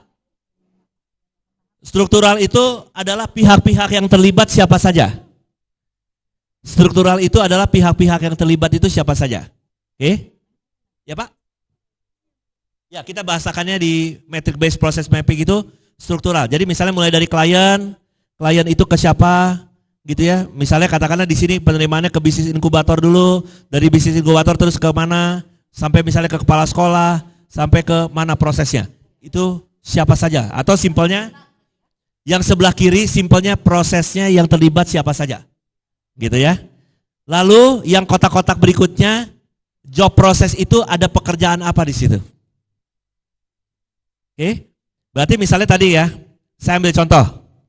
Ke tim pariwisata, Teh Ajeng akan mengadakan acara. Ya. Ya. Kan ada proses awal misalnya gini. Ibu baru ketemu sekarang nih, tiba-tiba ngobrol. Gitu ya, ngobrol sama Teh Ajeng. Iya Bu, saya lagi mau ngadain acara ini. Berarti kan belum ada proposal, belum apa segala macam. Ibu menyanggupi dulu misalnya gini, boleh dong itu dipegang oleh tim pariwisata SMK 1 Bogor. Misalnya begitu kan. Oke, berarti itu Ibu ada satu proses mengiyakan misalnya. Itu yang mana? Gitu kan, di struktural itu yang mana, proses yang mana. Jadi proses itu bisa hitungannya, ke kanannya itu bisa hitungannya hari, bisa hitungannya waktu, dan strukturalnya ke bawah. Berarti Ibu ketemu dengan Teh Ajeng, berarti misalnya bisa jadi, saya kalau pakai laser kelihatan nggak ya? Izin ya pakai laser ya. Nah, di sini berarti kan Ibu nih, tim pariwisata, bertemu dengan klien, dengan calon klien, lalu ada penggalian kebutuhan event. Berarti kan di sini tulisnya. Lalu dari Ibu bercerita misalnya ke tim. Nah, berarti Ibu turun nih, menyampaikan ke tim bahwa akan ada pekerjaan yang kita mau coba kejar. Lalu dari tim, misalnya di sini proses selanjutnya, ke sebelah sininya misalnya membuat proposal. Misalnya gitu kan, membuat proposal penawaran untuk Teh Ajeng untuk event yang diinginkan. Lalu naik lagi ke Ibu untuk approval. Lalu misalnya ke klien posisi di sebelah mana, kalau mesti ada tambahin kotaknya. Gitu. Jadi yang penting alurnya itu apa? Nah, sampai goal. Sampai deal, sampai goal. Kalau sudah pelaksanaan nanti ada lagi flow-nya. Lalu misalnya gini, karena Ibu mewakili tim pariwisata sekolah, gitu ya. Ibu mewakili tim pariwisata sekolah, apakah Ibu boleh ngambil keputusan sendiri bersama tim atau mesti ada approval kepala sekolah? Kalau ada approval kepala sekolah di mana? Nah, makanya tadi prosesnya silakan. Strukturnya itu ada siapa saja dulu yang terlibat. Nanti mulainya dari titik yang mana. Jadi bisa jadi dia struktur, kalau bukan struktur, intinya tim yang terlibat siapa? Gitu. Atau saya ambil contoh lagi. Tim TKJ mengajukan penambahan wifi, misalnya gitu. Di sekolah kan? Yang mulai mengajukan siapa duluan? Sarpras. Waka Sarprasnya atau tim Sarprasnya? Nah, makanya kaprok duluan atau guru dulu misalnya. Guru bilang butuh. Gitu kan? Butuh penambahan 1 router wifi. Ngomongnya ke siapa? Nah, makanya itu dia dibilangnya bisnis prosesnya. Gitu kan? Ke ketua jurusan. Ketua jurusan boleh menyetujui atau enggak? Berarti ketua jurusan enggak ngambil keputusan? Enggak. Melanjutkan ke Sarpras. Oke. Lalu ke Sarpras diajukanlah, butuh tambahan router nih di ruang kelas B misalnya. Gitu kan? Oke, terus dari Sarpras kemana? Hah? Ke kepala sekolah. Oke, minta ACC kepala sekolah. Oke, kepala sekolahnya setuju. Setelah kepala sekolah setuju, nah, apa Sarprasnya nalangin? Ke Sarpras lagi. Kepala sekolah berarti ke Sarpras lagi. Oke, boleh deh beli.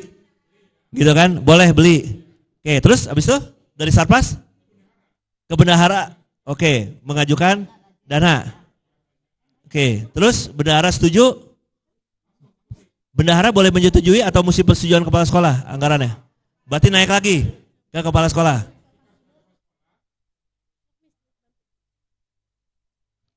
Berarti tadi harusnya dari kepala sekolah mesti ngomong dulu sama bendahara. Ada nggak duitnya di 500.000 buat beli 1 router lagi?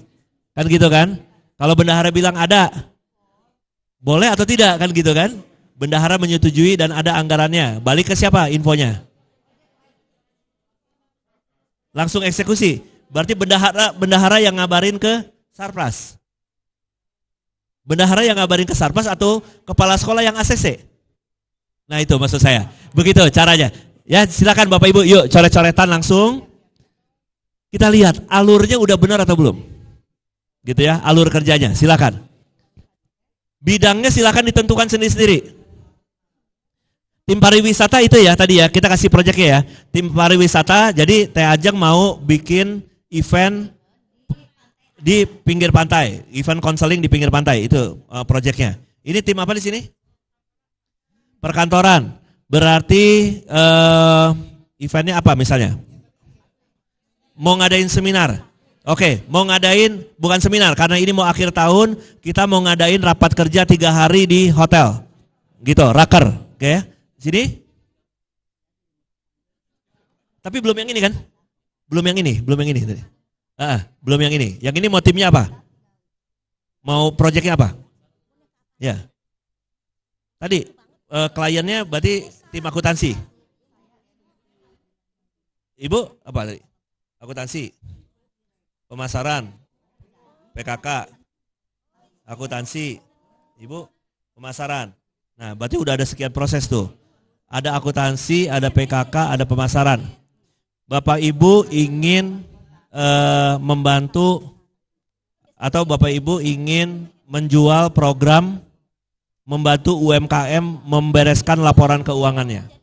Jadi ada tim PKK, kewirausahaan, ada tim akuntansi yang bisa beresin laporan keuangan, ada tim pemasaran yang jualan. Oke? Nah itu proyeknya. Alurnya gimana tuh? Mau bantu UMKM beresin laporan keuangannya. Tim sini proyeknya apa?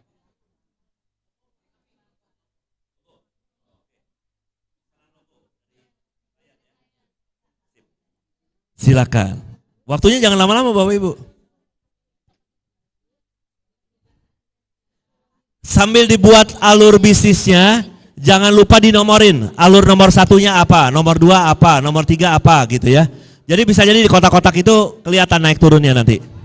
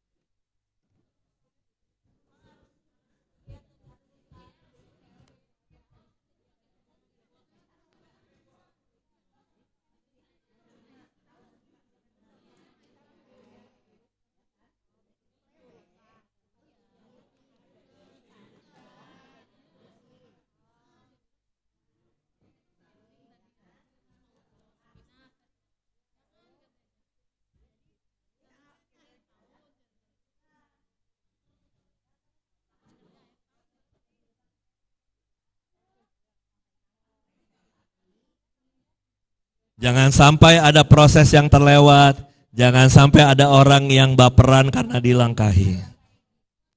Enggak apa-apa, kasih nomor aja Bu. Nah, kalau bisa begitu lebih bagus. Ya, boleh, nggak apa-apa. Soalnya kalau pakai begitu lebih gampang bolak-baliknya. Nanti pas ini kan kelihatan dia naik turunnya, dia pindah kemana lagi. Kan si strukturnya nggak perlu sama tuh kepala sekolah. Dia akan ada. Jadi kita sepakati aja bikinnya bentuknya begitu supaya gini. Kelihatan nanti pada saat misalnya di situ ada butuh peranan kepala sekolah, butuhnya itu berapa kali? Kelihatan. Kalau ada peranannya marketing, marketing itu perannya berapa kali? Berapa proses yang dia berperan? Gitu.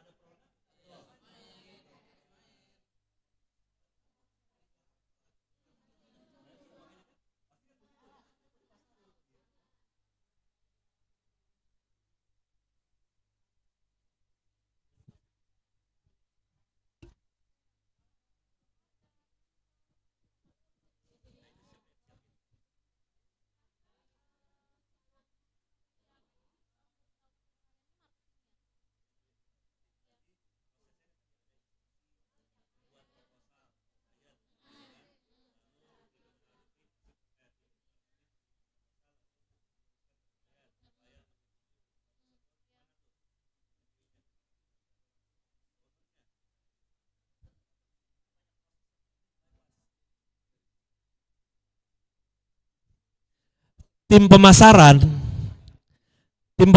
pemasaran itu akan repotnya tuh apa?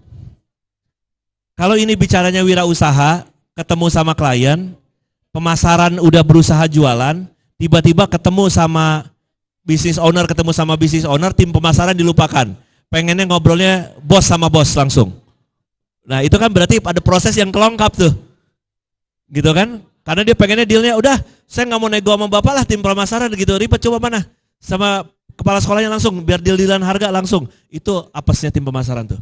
Kadang-kadang jadi orang-orang yang terlupakan, padahal dari awal repot gitu ngerintis. Nah, makanya itu jadi akan repot tuh, gitu ya. Jadi mesti clear.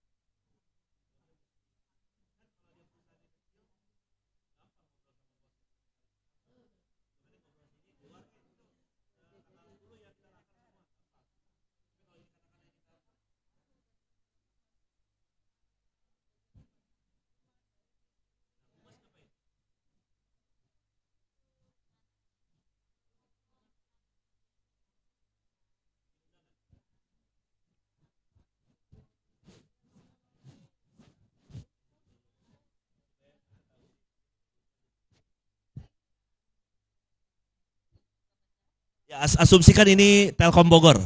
Nah, jadi skalanya nggak besar-besar banget tapi juga besar gitu. Ya, jadi tim administrasi perkantoran, tim sekretaris jadi IO. Ya.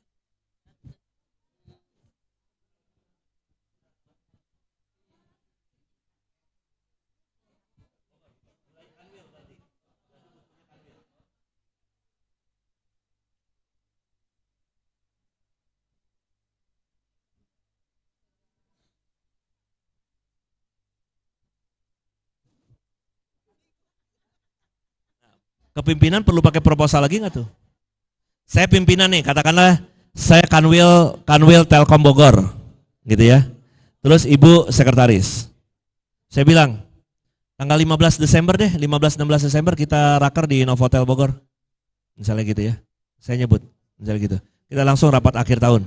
Nah, terus what next? Setelah ibu terima instruksi sesimpel itu, what next tuh? Gitu kan? Yang membuat perencanaannya siapa? Ibu sebagai sekretarisnya dengan tim. Nah, berarti ada turunannya lagi tuh. Ya kan, berarti ibu menyampaikan pertama ke mana dulu?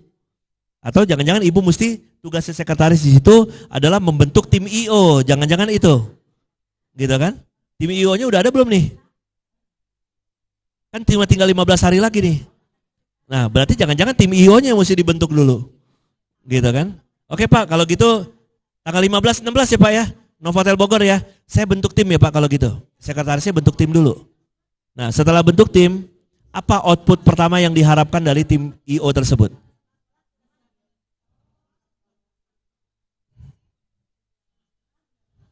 Menentukan atau mengajukan? Nah, berarti tugas tim IO, betul, berarti kan tim IO setelah terbentuk yang langsung harus dilakukan adalah survei. Ya kan? Setelah survei, beberapa pilihan dimasukkan ke dalam proposal, masih di pekerjaannya tim IO. Lalu setelah masuk ke dalam proposal, diberikan lagi ke ibu sebagai sekretarisnya. ACC atau tidak? Baru dari ibu nih. Dari ibu ke pimpinan, ACC atau tidak? Dari pimpinan minta perubahannya apa? Kembali lagi ke tim IO, bisa jadi bolak-balik, atau kalau sudah setuju, apa eksekusinya? Nah, mempersiapkan itu kan general. Jadi namanya kompetensi base, Bapak Ibu, kompetensi base itu harus spesifik. Harus spesifik.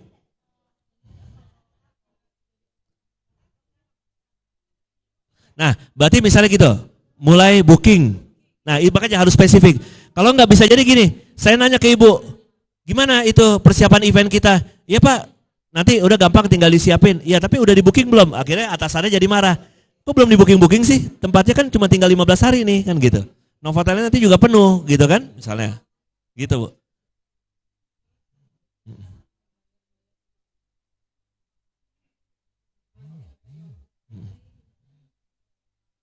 Ya, makanya kan DP ini itu segala macam. Lalu ada peserta semuanya peserta dari dalam kota Bogor atau bagaimana akomodasinya, bagaimana itu semua makanya tadi.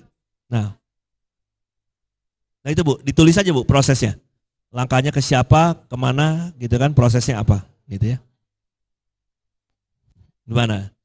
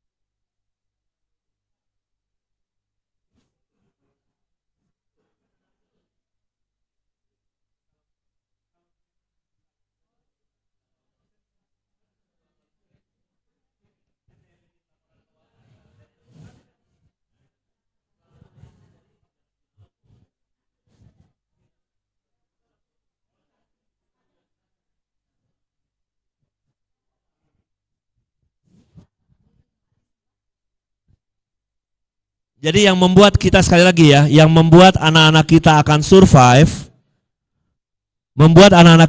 survive, itu adalah pada saat mereka mengerti prosesnya.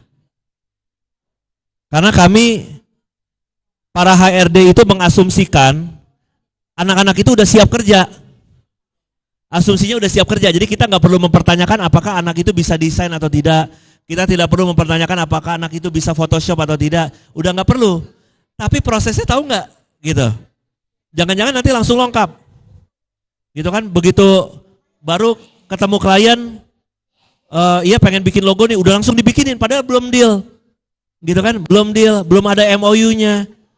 Tahu-tahu udah main dibikinin aja, akhirnya nggak dibayar, logonya dicuri, diambil, banyak kejadian kayak gitu. Karena nggak ngerti prosesnya, bukan nggak bisa kerjanya, gitu. Jadi ada prosesnya, ada pekerjaannya, gitu ya. Anak-anak kita insya Allah bisa kerjanya, tapi ngerti atau nggak prosesnya, gitu.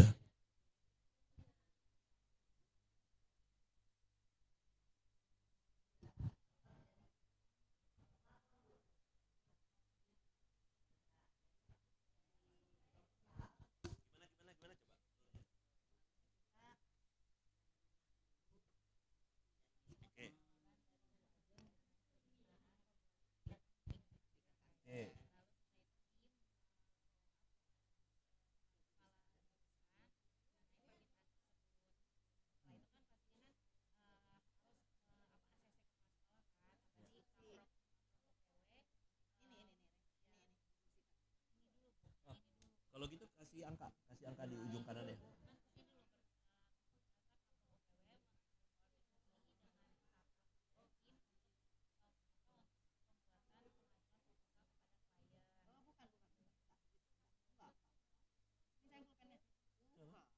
Ini apa nih? Yang ini apa?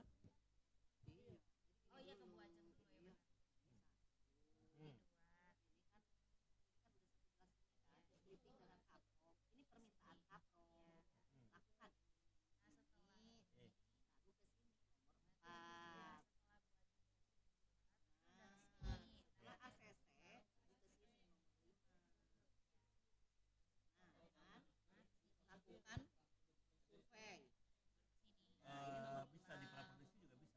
Boleh.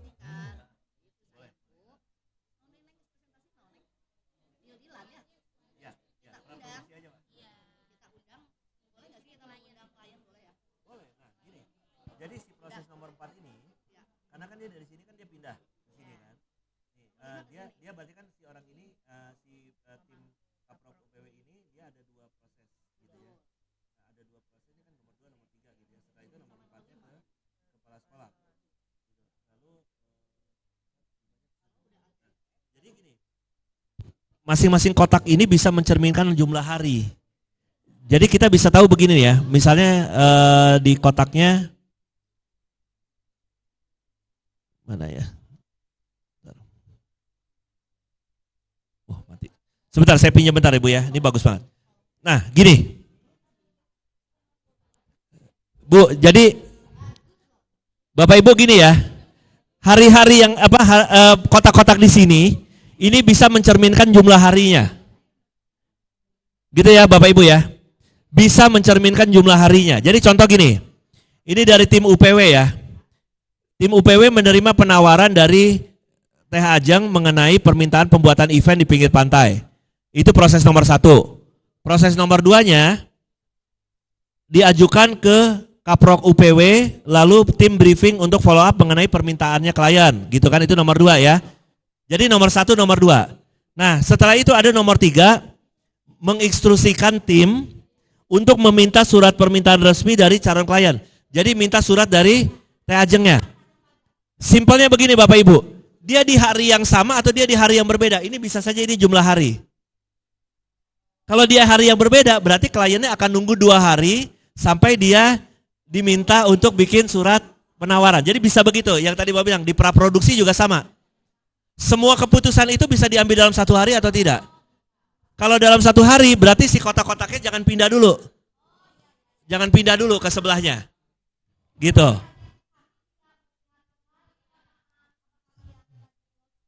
Enggak. Benar, ini sudah benar.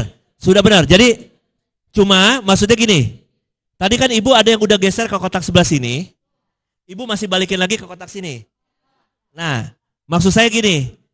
Pekerjaannya sudah benar, tapi dia kan dari kotak sini berarti kalau ini asumsinya ini hari pertama, ini hari kedua, misalnya minta keputusan kepala sekolah, berarti ini kan sudah pindah di sini kan. Jadi bikinnya se-matriks, bentuk matriks satu-satu. Gitu. Gak beda hari. Ya, kalau tidak beda hari, berarti ini kan semua keputusan dalam 1 hari harus bisa, oke ya, yuk. Kita ambil yuk penawarannya, yuk kita bikin surat penawaran balik. 1 hari berarti dia sederet. Seret semua, gitu. Jadi satu struktur ini nanti ini kan cuma contoh aja ya. Satu struktur ini realnya bisa begini. Misalnya struktural 3 adalah kepala UPW. Job proses 1, job proses 2, job proses 3 itu masih punyanya dia. Bisa jadi begitu. Panjang sampai ke bawah. Nanti ke sampingnya baru kelihatan, oh udah nggak ada lagi pekerjaan yang membutuhkan kaprok. Misalnya gitu. Gitu. Benar. Jadi tapi dia kotaknya berarti banyak. Kan di sini kan Kaprok UPW ada 2 tugas kan, mengadakan briefing lalu membuat surat penawaran kan gitu kan. Nah itu kalau dia dalam 1 hari bikinnya berarti 2 kotak, gitu.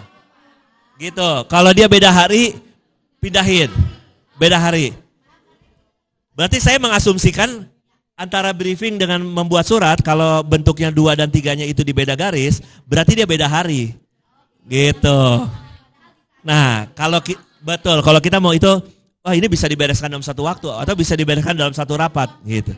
Betul, ini udah bagus, makanya saya ambil contohnya dari UPN. Thank you. Nah, sama tuh proses desain apalagi tuh. Dia prosesnya berapa lama, berapa hari. Jadi namanya proses mapping, sebetulnya apa sih goals-nya? Saya mau tanya dulu nih, ada nggak Bapak Ibu yang bisa bantu? Kalau kita mengerti proses begini, sebetulnya goals-nya apa sih kalau kita ini sebuah perusahaan nih atau sebuah unit bisnis? Kan banyak unit bisnis kan di dalam SMK 1 kan banyak unit bisnis. Ini gunanya apa nih kita belajar metric based process mapping ini? Satu, terstruktur, efektif, efisien. Karena apa? Kita bisa ngukur untuk satu pekerjaan itu butuhnya berapa banyak orang, butuh berapa banyak waktu, gitu kan? Kalau dia hitungannya jumlah hari, kita butuh mengerjakannya berapa lama. Semua menjadi satu siklus, satu flow. Betul. Kalau nanti siklus yang sudah ditentukan bisa diulang 2 kali, 3 kali, 4 kali, 5 kali, sudah tidak perlu berubah, berarti Bapak Ibu sudah memiliki SOP proses. Sudah punya SOP-nya. Jadi maksud saya itu, gunanya yang ini anak-anak mengerti SOP-nya apa. Yang namanya SOP itu tidak bisa copy paste. Kita kerjakan, kita tulis, lalu memastikan orang lain mengerjakan yang kita tulis. Itu namanya SOP. Gitu. Begitu ya Bapak Ibu ya. Jadi nanti punya SOP sendiri tuh untuk desain. Bahkan di luar SOP kalau di perusahaan ada istilahnya SLA, Standard Level Agreement. Dalam satu pekerjaan itu komitmennya berapa hari selesai. Misalnya kita bilang kita akan merekrut tim admin perkantoran dalam waktu 5 hari, berarti 5 hari harus selesai. Gitu. Kalau enggak berarti kita dianggapnya enggak perform atau one prestasi atau kurang komit dalam janji SLA-nya tadi. Jadi ada SOP, ada SLA, Standard Level Agreement. Berapa lama selesainya? Satu mobil BMW waktu diproduksinya dengan manual tangan manusia selesainya dalam waktu 2,5 bulan. Satu mobil BMW. Sekarang dia ganti dengan robotik, satu mobil 8 menit. Satu mobil itu ada di YouTube. Satu mobil 8 menit. Jadi benar-benar kita lihat prosesnya bergerak mobilnya dari mulai bodi, masang pintu, masang mesin, tak 8 menit jadi satu mobil. Karena dia punya SOP. Kalau nggak mesin nggak akan bisa ditentukan mengerjakan apa kalau nggak punya SOP. Ini yang membuat kita nggak perlu takut dengan namanya industri 4.0. Selama anak-anak kita bisa mengerti prosesnya, dia nggak akan pernah bisa digantikan oleh mesin. Karena mesin yang mesti ikutin maunya dia. Teknologi yang harus manusiawi, bukan manusianya yang teknologiawi. Gitu. Jadi semua sistem mau mesti bikin aplikasi, mesti apa, anak-anak punya SOP-nya. Gitu. Oke, silakan. Masih ada waktu mungkin 5 menit lagi. Silakan sempurnakan.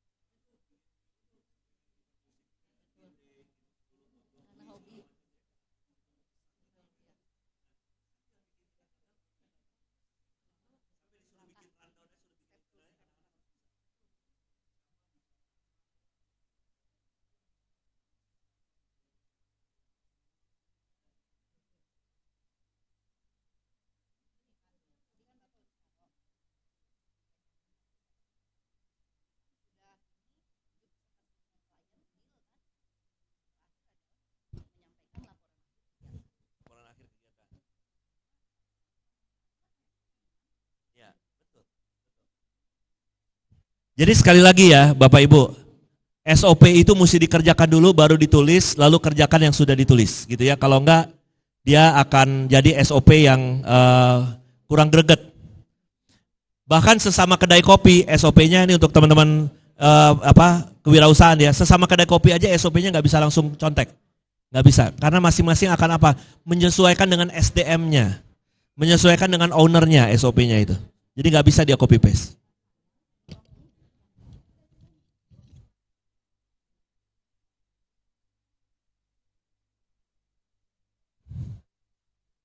Gimana tim logo? Udah tim logo?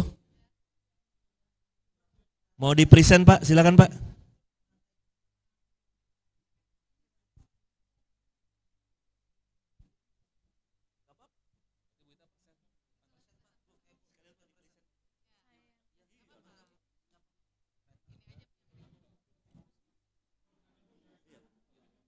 Di sini atau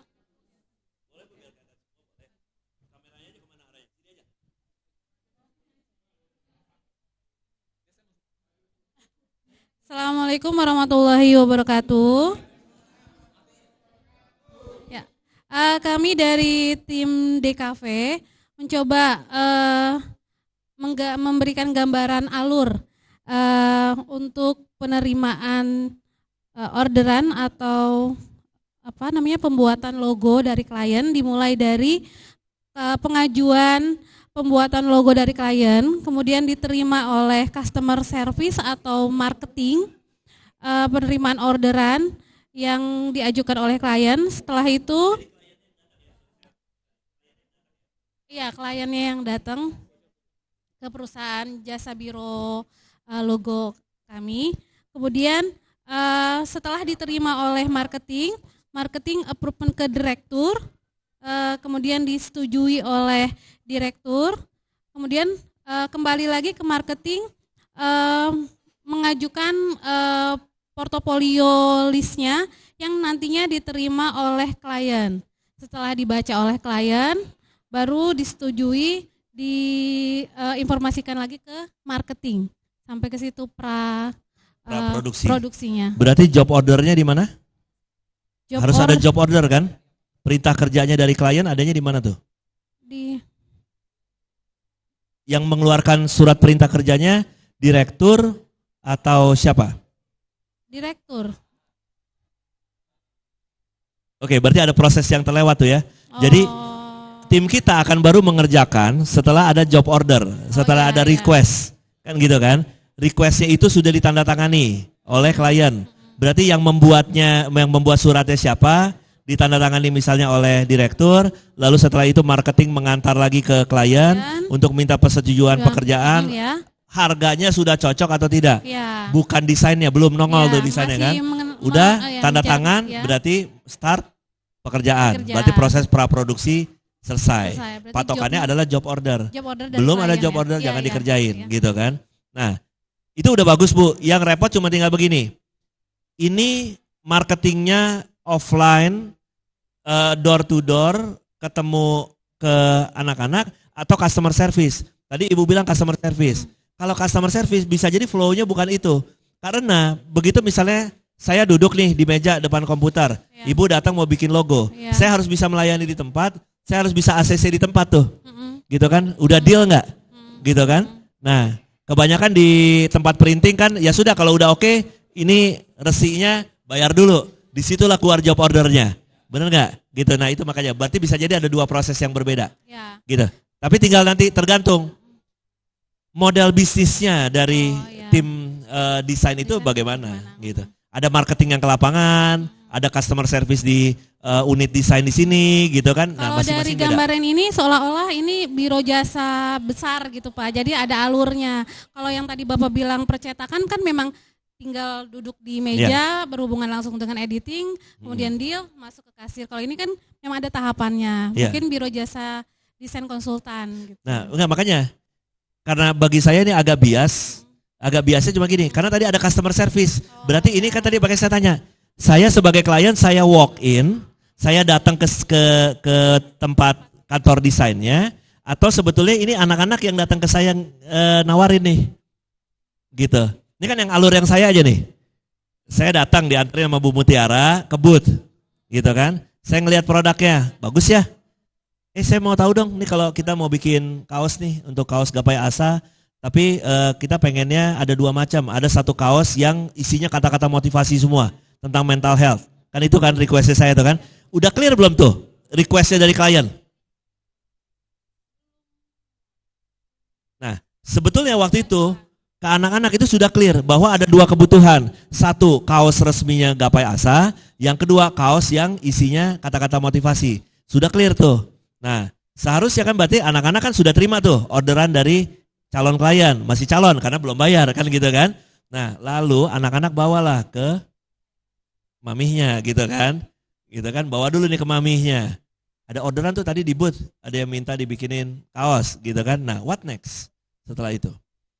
Setelah itu kan saya menghubungi Bapak. Ya. Kemudian karena memang dalam hal ini untuk orderan kaos kan ingin anak langsung Ya. yang berhubungan dengan Bapak. Tapi kan secara WhatsAppan kita presentasi. gantung Bu, berhenti sampai di situ aja. Ya. Gitu.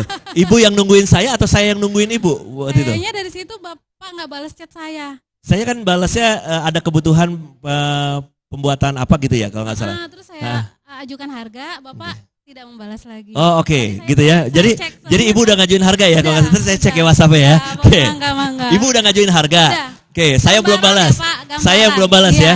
Oke. Tapi pertanyaan berikutnya, Ibu follow up lagi nggak ingetin? Nggak. Nah belum, makanya kan gitu kan. Jadi kan kalau klien kan nggak mau disalahin. Kalau klien nggak mau disalahin gitu. Nah tapi berarti kan makanya berarti ada alurnya. Berarti ada gini. Ini tanggal klien masuk, terus misalnya seminggu belum ada kabar, berarti ada SOP di sini, tim marketing tolong follow up, misalnya gitu. Nah, ini Jadi enggak. kesalahannya tidak ada follow up. Nah, misalnya gitu. Tapi itu berarti masuk ke dalam proses kalau si kliennya ketemunya misalnya tadi walk in atau ketemunya kata nggak SOP pada saat penerimaan klien di pameran, misalnya gitu. Nah, yang tadi yang bentuknya ada kantornya, ada customer service-nya itu bagaimana? Mungkin modelnya jadi kayak percetakan tadi kan gitu. Ya, Pak, Gitu, ya. Bu. Baik. Gitu. Ada dua. Bisa jadi ada 10. Banyak ya. Tergantung model pelayanannya dari tim DKV mau seperti apa. SOP-nya beda-beda. Yang ini maunya jemput bola ke kantor-kantor usaha yang ada di seputar Bogor, ke UKM-UKM dimasukin. Ada juga yang dimasukinnya itu apakah proposal bahwa kalian bisa mendesain, atau yang dimasukin itu adalah proposal company profile bahwa di sini ada jasa desain. Yang mana kan gitu. Ada dua hal berbeda tuh. Gitu kan? Sedikit bertanya di luar alur, Pak. Kalau misalnya Bu sambil duduk aja, Bu. Ya. Kan ingin terlihat profesional pasti ya kalau Ya. ketemu klien. Jadi terlihat kita tuh semuanya timnya ada secara divisi, kemudian secara pekerjaannya. Tapi kan kalau gitu kayak ada divisi yang memang harus nantinya digaji, Pak. Sedangkan kita misalnya baru pemula. Nah itu gimana, Pak, untuk double job di dapur itu betul. produksi? Gini, Pak, Bu, kenapa Bapak Ibu kalau dalam membina anak-anak dalam bentuknya project atau praktek tadi gitu ya, apa sih bahasa prakteknya di sini? Project based learning. Kalau saya bilangnya project based learning, gitu ya. Dalam project based learning itu kan timnya ganti-ganti terus. Tapi kan klien nggak mau tahu itu. Itu kan sebetulnya masalahnya kan di internal, bisa dibilang bahasanya kan gitu ya.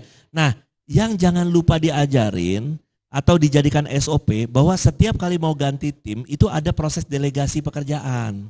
Gitu. Jadi kliennya nggak dikorbanin bahwa itu kok kaos saya nggak selesai-selesai. Oh itu timnya udah lulus Pak yang kemarin, nggak begitu. Nah jadi pekerjaannya bisa ini. Nah hubungannya apa? Terutama dengan tim kewirausahaan nih. Hubungannya kalau di sekolah katakanlah mau ngebangun nggak usah banyak-banyak dulu.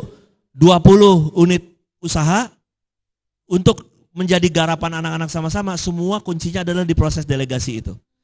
Delegasi pekerjaan yang belum selesai transfer dari kelas 11 ke kelas 10. Gitu kan, kelas 10 naik kelas 11 berarti dia mesti transfer lagi ke adik kelasnya. Geser lagi, transfer lagi. Jadi unit usahanya nggak perlu satu orang satu. Gitu. Ada unit usaha milik sekolah yang unitnya itu berkembang terus nanti. Gitu. Nah itu, jadi ada proses delegasi transfernya. Nah, masalah itu, kenapa saya mewajibkan itu Bu? Karena masalahnya anak-anak di kantor, kalau begitu resign itu susah diminta handover. Pindahkan pekerjaannya ke yang selanjutnya susah banget. Main tinggalin gitu aja gitu. Akhirnya apa? Penilaiannya bahwa anak ini tidak bertanggung jawab gitu. Harusnya ya udah diserah terimakan saja. Ini kliennya masih jalan ini kita masih ngelayani sekolah ini. Ya sudah, kita udah serah terimakan, sudah. Dokumen-dokumen sudah dikembalikan, sudah. Laptop sudah dikembalikan, sudah. Berarti sudah kita serah terimakan. Gitu. Nah kadang-kadang anak-anak tadi muntaber itu, mundur tanpa berita. Oke kalau laptopnya nggak dibawa, gitu kan? Kalau nggak jadi masalah pasti. Laptop kantor dibawa, anaknya hilang entah kemana, pasti jadi masalah. Padahal sebenarnya anaknya baik-baik saja, cuma karena takut direview, nah dia muntaber gitu. Mundur tanpa berita, muntaber. Begitu ya? Ya Pak, terima Oke, kasih. silakan sebelum kita closing, rasanya udah cukup seru ya. Ini sebetulnya ini materi 2-3 tahun di bidang rekrutmen. Ya, jadi materi dasar sebetulnya untuk di bidang rekrutmen, tapi rata-rata yang bisa mengerjakan itu yang sudah minimalnya 3 tahun di bidang rekrutmen gitu ya. Jadi hari ini Bapak Ibu sudah mulai menjadi seorang rekruter, mulai menjadi pendamping bisnis gitu ya. Bisnis prosesnya sudah tahu, flow-nya sudah tahu gitu ya. Nggak bisa semua hal-halnya tidak detail. Karena kalau ketemu dengan klien-klien yang cerewet seperti kami itu akan jadi bumerang gitu ya. Jadi nggak bisa ada hal-hal yang ngawang-ngawang. Yang penting kita udah punya kok ini. Ya proposal udah ada, iya tapi nggak dieksekusi misalnya gitu kan. Proposal ada tapi nggak dieksekusi misalnya gitu. Gitu ya. Oke, sebelum kita tutup 1, 2, 3 pertanyaan silakan. Ada yang masih bingung tentang proses cara berpikirnya para rekruter? Ternyata ribet ya Bu ya jadi rekruter ya. Tapi duitnya gede Bu. Gitu. Silakan Bu. Ibu mau mengajukan diri jadi HRD. Diskusinya dengan beliau Bu. Baik Pak, satu mungkin pertanyaan dari saya. Sehubungan dengan workshop ini adalah penyelesaian pembelajaran ya kepada sesuai dengan Dudi ya Pak ya. Ya. Jadi kami sebagai bukan guru tapi apa trainer dan rekruter. Nah ini hasil dari sekarang ini apa yang mesti kami lakukan, apa yang harus kami ubah untuk bisa diimplementasikan kepada bukan murid namanya Pak, siswa lah nggak apa-apa lah, kepada trainer, trainee, ya seperti itu Pak. Nanyanya saya balik, Bapak mau wujudin apa? Kalau udah punya kemampuan ini di sekolah, bisa jadi training center, bisa jadi recruitment center, Bapak mau wujudin apa yang kami bisa bantu?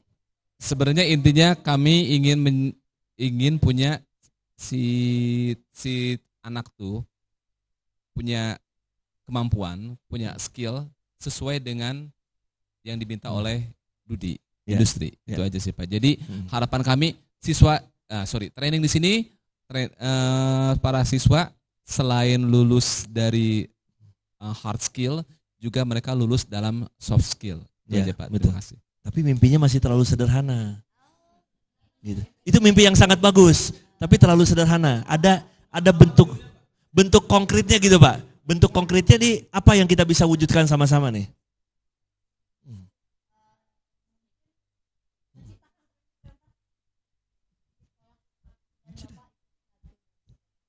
Ayo, kalau saya gitu. Tadi kan Ibu bilang pengen jadi HRD, misalnya gitu kan? Ibu jadi HRD-nya nggak perlu digapai asa. Jadi HRD-nya di recruitment center di sini. Nanti kita bisa bantu menggiringkan perusahaan-perusahaannya, membantu proses seleksinya. Nanti kita belajar nanti kalau proses menangani rekrutmen dan seleksi seperti apa gitu kan. Yang tadi yang belum tuh apa kompetensi based interview itu secara detail seperti apa gitu kan.